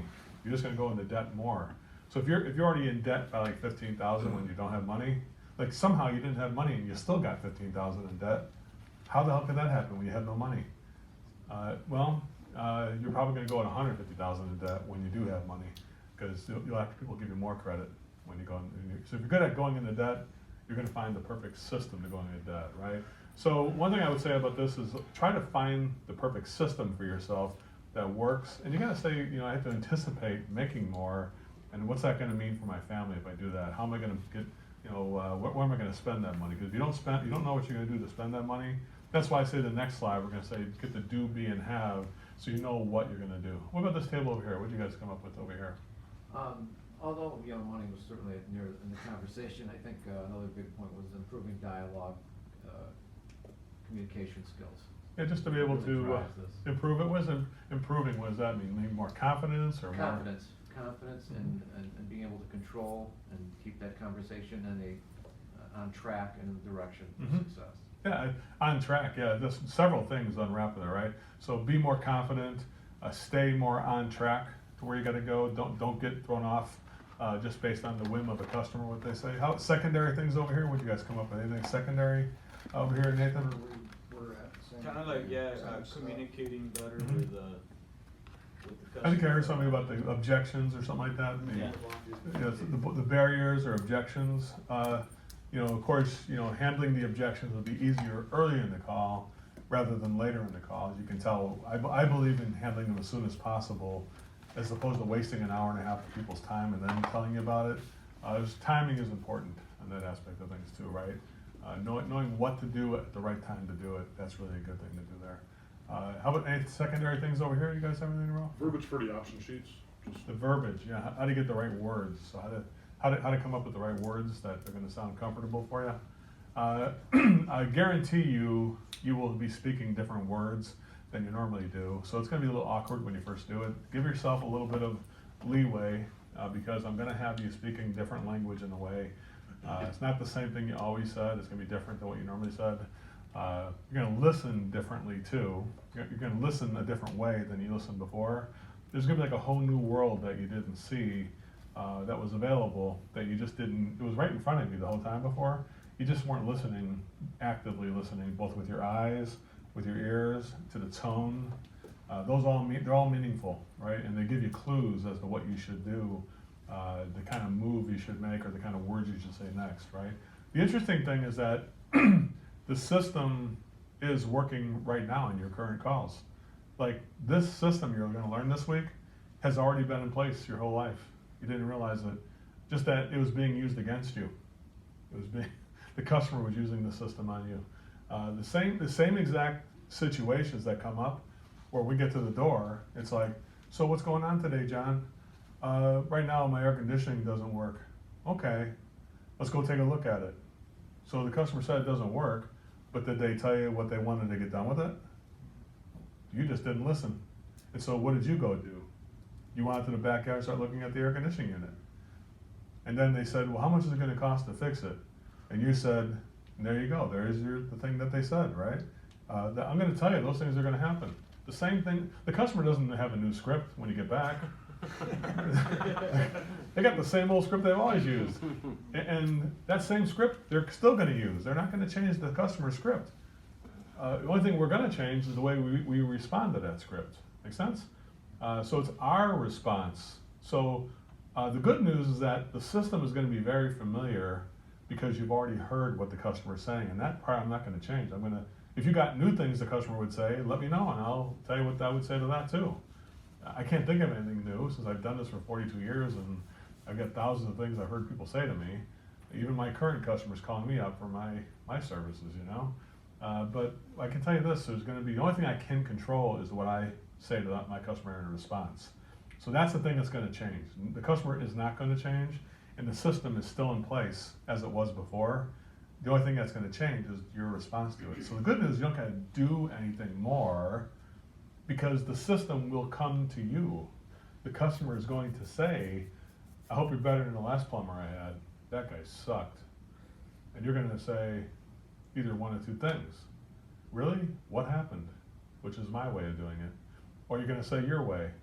Well, I don't wanna talk about anybody, let's go look at the problem. You're gonna bypass it, right?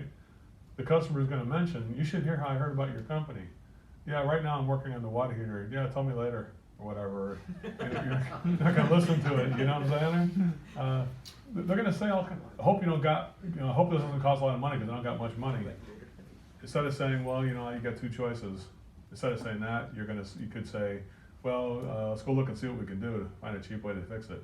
It's like the things are big. There's two ways we could go here. The way you used to do it and the way you're gonna do it. And that's what I think Ralph is talking about here, is that there's that road you hit in this block in the road. That block will still be the same as always been. Yeah, just so you know, we're getting 5 estimates and you're just the first one who's here.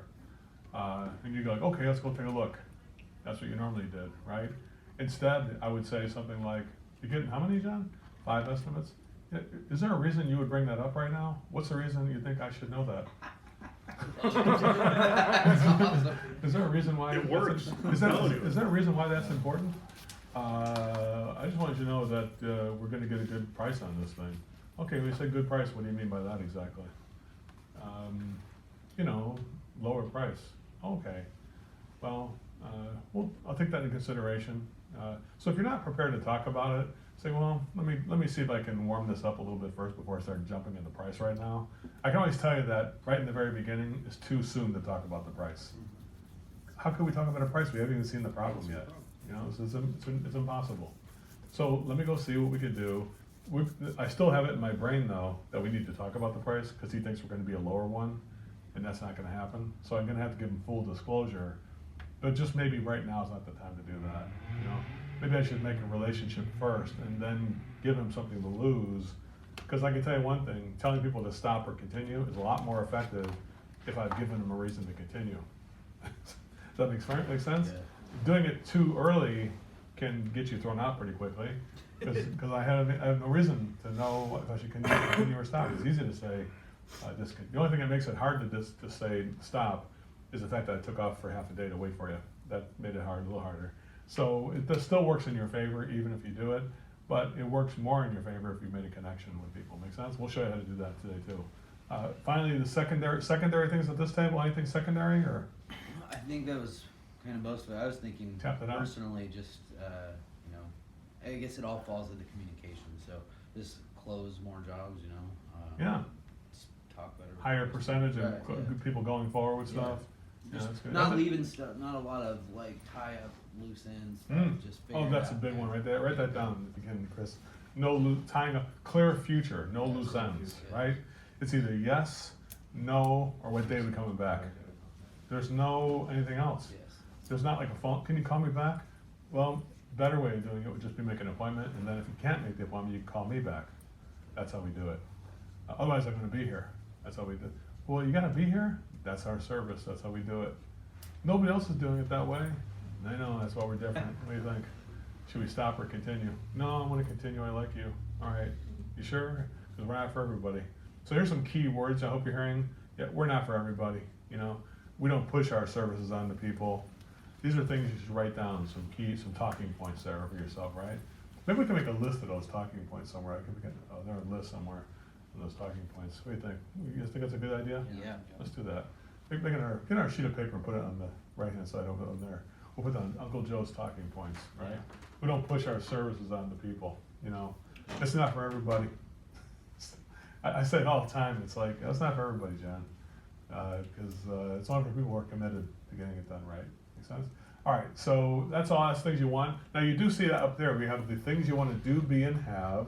So as you go through the class, if you've noticed things that you want to personally change, like Ryan sounds like he's tuned in exactly what I'm talking about here. To what do I want personally to do, be, and have for myself? What am I going to do differently that I currently don't do? What am I going to be like? Maybe be more confident, be more courteous, be more friendly, be more firm, right? There's things, maybe be more committed, right? So whatever you think about the be and then the have, I want to have better closing skills or better things for yourself. Now you can also say I want to do, be, and have, be more charitable with my community. I could be more generous, be more open-minded. You know, one of the biggest problems in our society is people who are very closed-minded, who have kind of chosen a path and who think everybody else who's not on that same path is crazy. So I don't think anybody's crazy. So even people who don't go with me, like I want to go on this path of quality, reliability, and pure motives, right? But if a customer doesn't want to go that way, I don't get irritated or agitated about it. I wish them well. We're still going to be friends. Remember, I gave you my friendship no matter what? So I'll still be your friend, even if you don't use me. I'm not arrogant to think that everybody has to use my services. I can even go on Craigslist and help you find somebody if you want to find the guy who throws away his cell phone, the Cricket cell phone, is uninsured, and who doesn't do it right. We can help you find. I won't pick somebody out, but I'll help you find Craigslist. That's how I had to get there. Make sense? That's my service to you. I'm not going to leave you behind. Now, if you need to call me back, here's my card, or I'll definitely be here when you need me. Because obviously, I've had so many times when people did call me back and say, I learned my lesson, I should have called you to begin with. How many times have you heard that before? Like, yeah, I should have listened to you from the very start. Yeah, I heard that before, right? So that's that part. So up there throughout the day, at the end of we won't start the day tomorrow unless you have one thing in the do, be, and have. What are you going to do differently? Take action, an action step. And the second part of it on your name, underneath this, is aha moments. What did you learn today that you just did not know yesterday? You know what I'm saying? And every day we need to build a new thing we're going to do, take action on, and a new thing that we learn. So one thing, one aha moment, and one do, be, have every single day. So at the end of today, by the way, if you have it at lunch, if you already have something for today, welcome to write it up there at lunch if you want to, okay? So we're going to have a nice, nutritious lunch as we promised. You'll be able to do that. Thank you, Chris. Put Uncle Joe's talking point, or Uncle Joe's talking points up there in the title. We'll come up with some good ones for you. So don't push our services on to people. And what did I say? We're not for everybody. Not for everybody. Oh, there you go. Should we stop or continue? Yeah. This is a good one. Some good ones, huh? Yeah. I think they're good. Should you take a photograph with your phone later on at the end of the week? We should have a lot of good ones up there. Anything else you heard that was good? I feel like this is the way we do service. This is the way we do things. Here's how we work. Let me tell you how we work.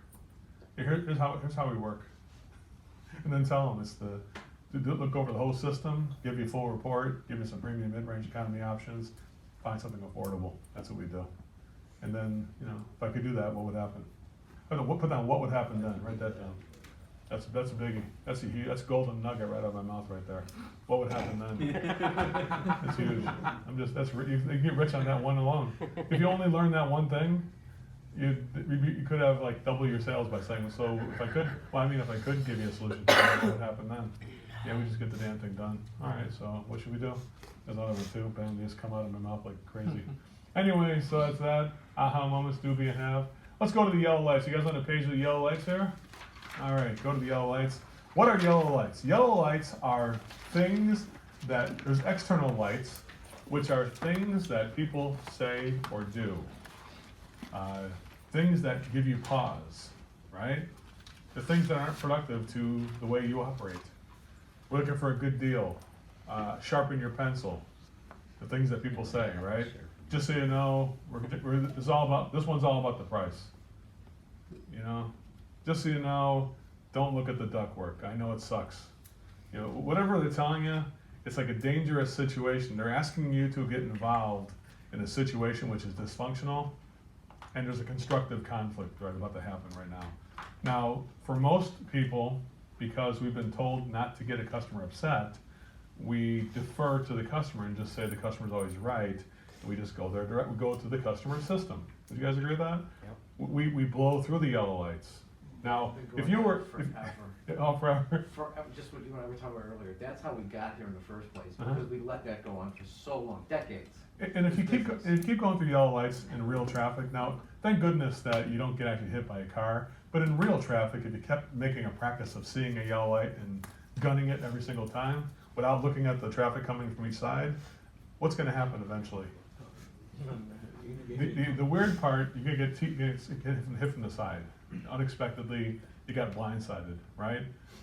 When it comes to service in sales though, it's gonna be more predictable than it is in a car. Like in a car accident, let's say 50-50, you're probably gonna get to an intersection. The other car can see, he also has a driver, he can see, and he can stop before you crash.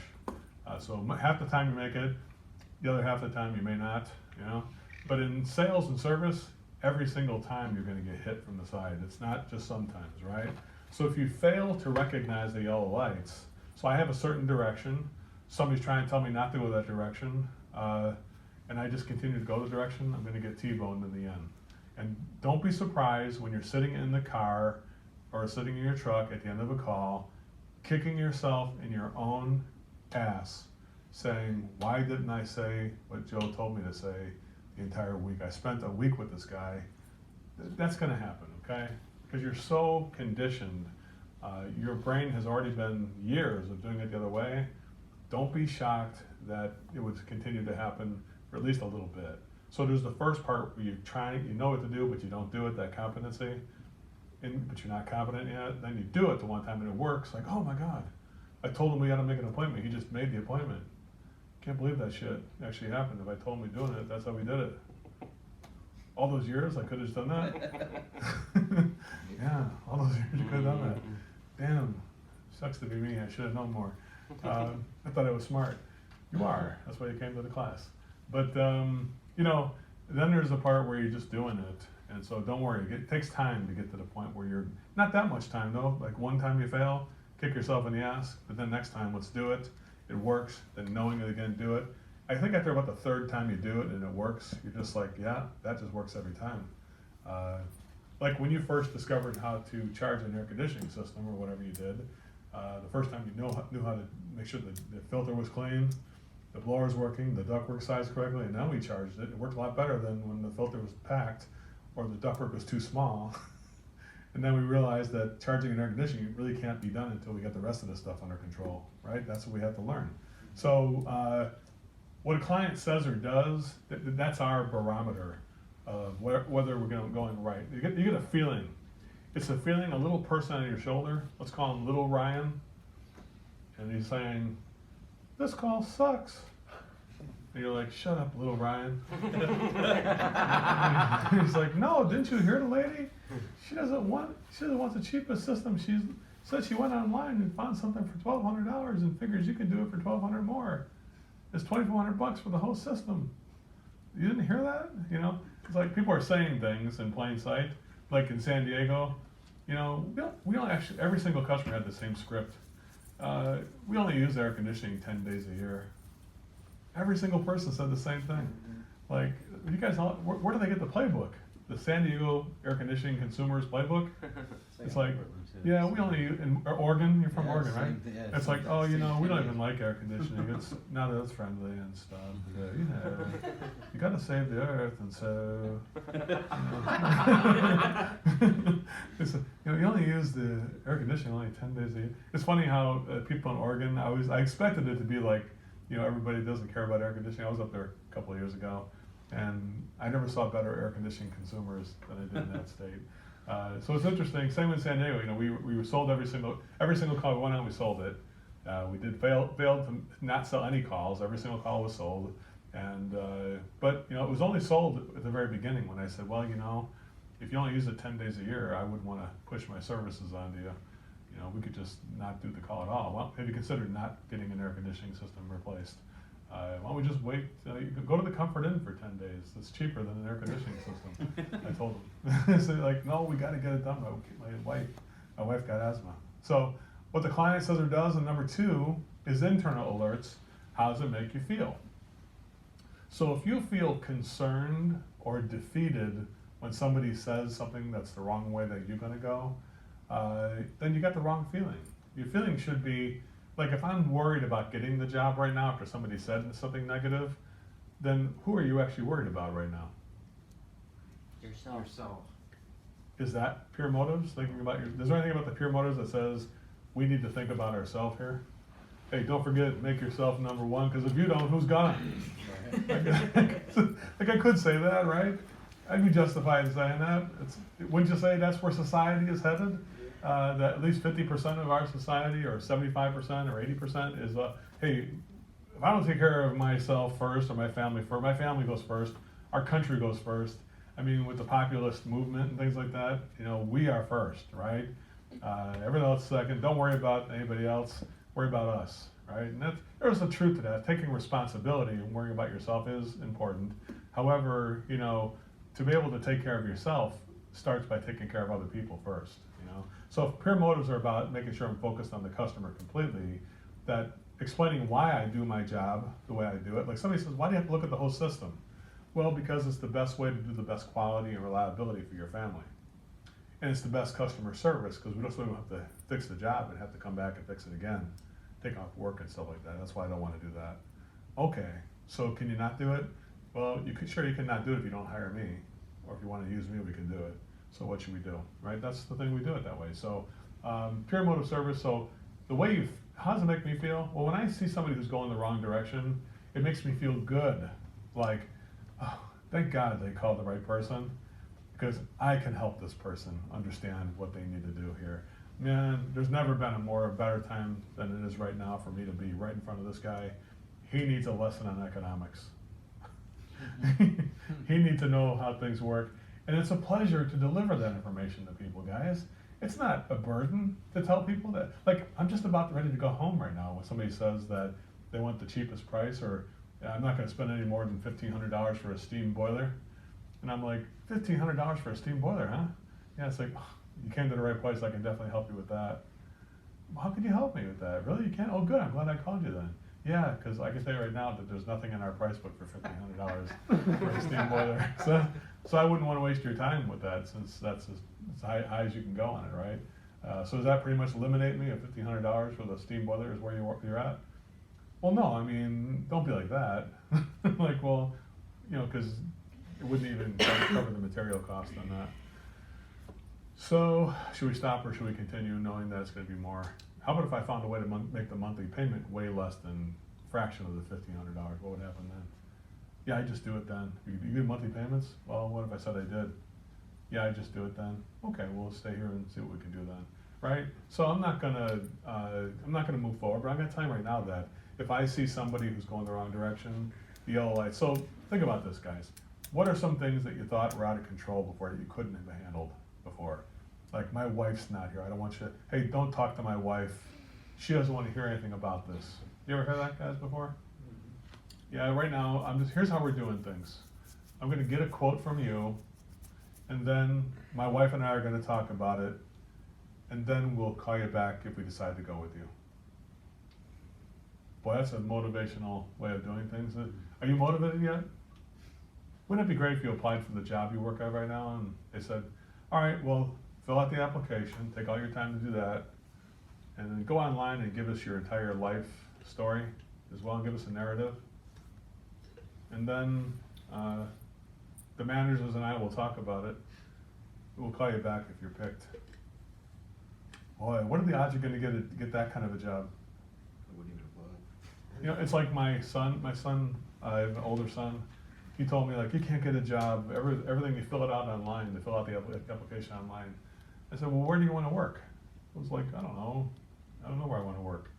I said, well, first thing I have to do is know what job you want. So which job do you want? All right, I want to work at Radio Shack. I saw it when I think that's a pretty cool place, I want to work there. So you've got a passion for work there? I do, I want to work there. Let's go get a job at Radio Shack. So we walk over, because we just go online and fill out the application. I said, we could do better than that. Guess what we did instead? This one, Radio Shack was still around, by the way. So, what is that? They went under. So maybe it's because my son worked there. So we went over to Radio Shack, and I told my son, I said, walk into the place and tell the person at the counter, you have a problem and you talk to the manager. When they say, what do you want me to talk about? Say, I need to talk to the manager, stay firm. When the manager comes, tell him you got a problem. What's the problem? Tell him you have a passion for customer service, like you said you did, and you're looking for a company who has the same passion that you do. And ask him, how does Radio Shack stand in terms of customer service? And start interviewing him. He's like, he's not gonna go for that. So, well, they're not going for what you're doing now, right? What could it hurt? Do the opposite. Instead of going online, doing it in person. Instead of being interviewed by the company, you interview the company. Turn it around, shake it up. It's gotta be better than what's happening now, right? Well, about 45 seconds later, he had an interview with him and the other corporate managers coming in. He said the regional manager want to hear from you based on the way you're talking. They offered him a position as a store manager. He didn't even get a job. He wanted to be a manager of the store. He declined the position because he wasn't qualified. But because of his confidence that he delivered the information, he got the job. They offered him a job as a store manager. Isn't that crazy? So the bottom line is that trying to do things the normal way, it just doesn't work. You know what I'm saying? It's for the little people who make it all possible, not for the real people who actually get things done. There's a very small percentage of people who become successful because they found the way to get in the door without going through the front door. You know what I'm saying? There's another way of doing it. So yellow lights, you know, it's really easy actually. You notice things that make you feel like this call is sucking, but then you say, you know what, I need to make and then give information to the customer that's gonna make the call not suck, to give them a choice at that point. Make sense? So if somebody says, I don't have very much money, let's practice, see how much you've learned so far in the first couple minutes here. If I said, you know, come on in, I don't know how we're gonna pay for this, I don't have very much money, so, but take a look at the sewer system, Ralph, and see what you think. Just let you know I lost my job, I don't have much money at all though, so see what you can do for me, you know? Well, that's a motivational message, right? What do you think on that? What would you say to that, Ralph? So Joe, what do you want to accomplish today? I just want to get some prices because I don't even think I can afford anything because I'm lost between jobs. So you don't want to get it fixed, you just want to get pricing? Well, I got to get it fixed. We have no sewer system in our house, Ralph. So Joe, what happens if I can give you options and give you some economy options, premium options, mid-range options, and give you some choices? Would you be interested in that? I don't know, Ralph. I don't got a lot of money. Well, what happens if I said I have financing that can make this affordable for you? Oh, God, I hate financing. I can't stand that crap. So basically there's nothing we can do today then? I don't have much money, Ralph. I mean, if you could do so, hopefully you could find I was hoping you'd do pro bono work. You know what that is? Pro bono. That means free lining. Do you do free lining? People at the church, I go to a church. No. So it's not no, right? What is it? What would you say to that? Say, well, Joe, first of all, thanks for calling me, and definitely I'm very... Listen, I appreciate you sharing with me, Joe, and everything like that, but yeah, this is the way we operate. We will look at it, look at the whole system, and give you those options. Mhm. But if this is something that you really don't want to do it that way, Yeah, that's fine, I if understand. you don't have I the get it. financial I get it. resources, or if you I get don't it. want to do the financing, yeah, but, No, we could stop right now, or we can continue. What would you like to do? well, obviously we've got to continue. I mean, I do have a credit card with like 40,000. Can I use that? Sure you can. So Absolutely. if I said I could, what would happen then? I don't want to use it. I don't want. Are you sure you want to use that credit card? That might be. That's your last. If that's your last means of survival, I wouldn't want to take that from you. Like, take it away from me a little bit there, right? don't just jump into it. Like, well, Joe, I mean, is that your last financial resource? I don't want to take that from you. Are you sure that's okay to do that? Like something like that. Try that instead. Good job, Ron. Got us both you guys. Good. He got all the pain out of me, right? Ron got the decision from me, right? Now pump the brakes here a little. Let's go back over to my friend.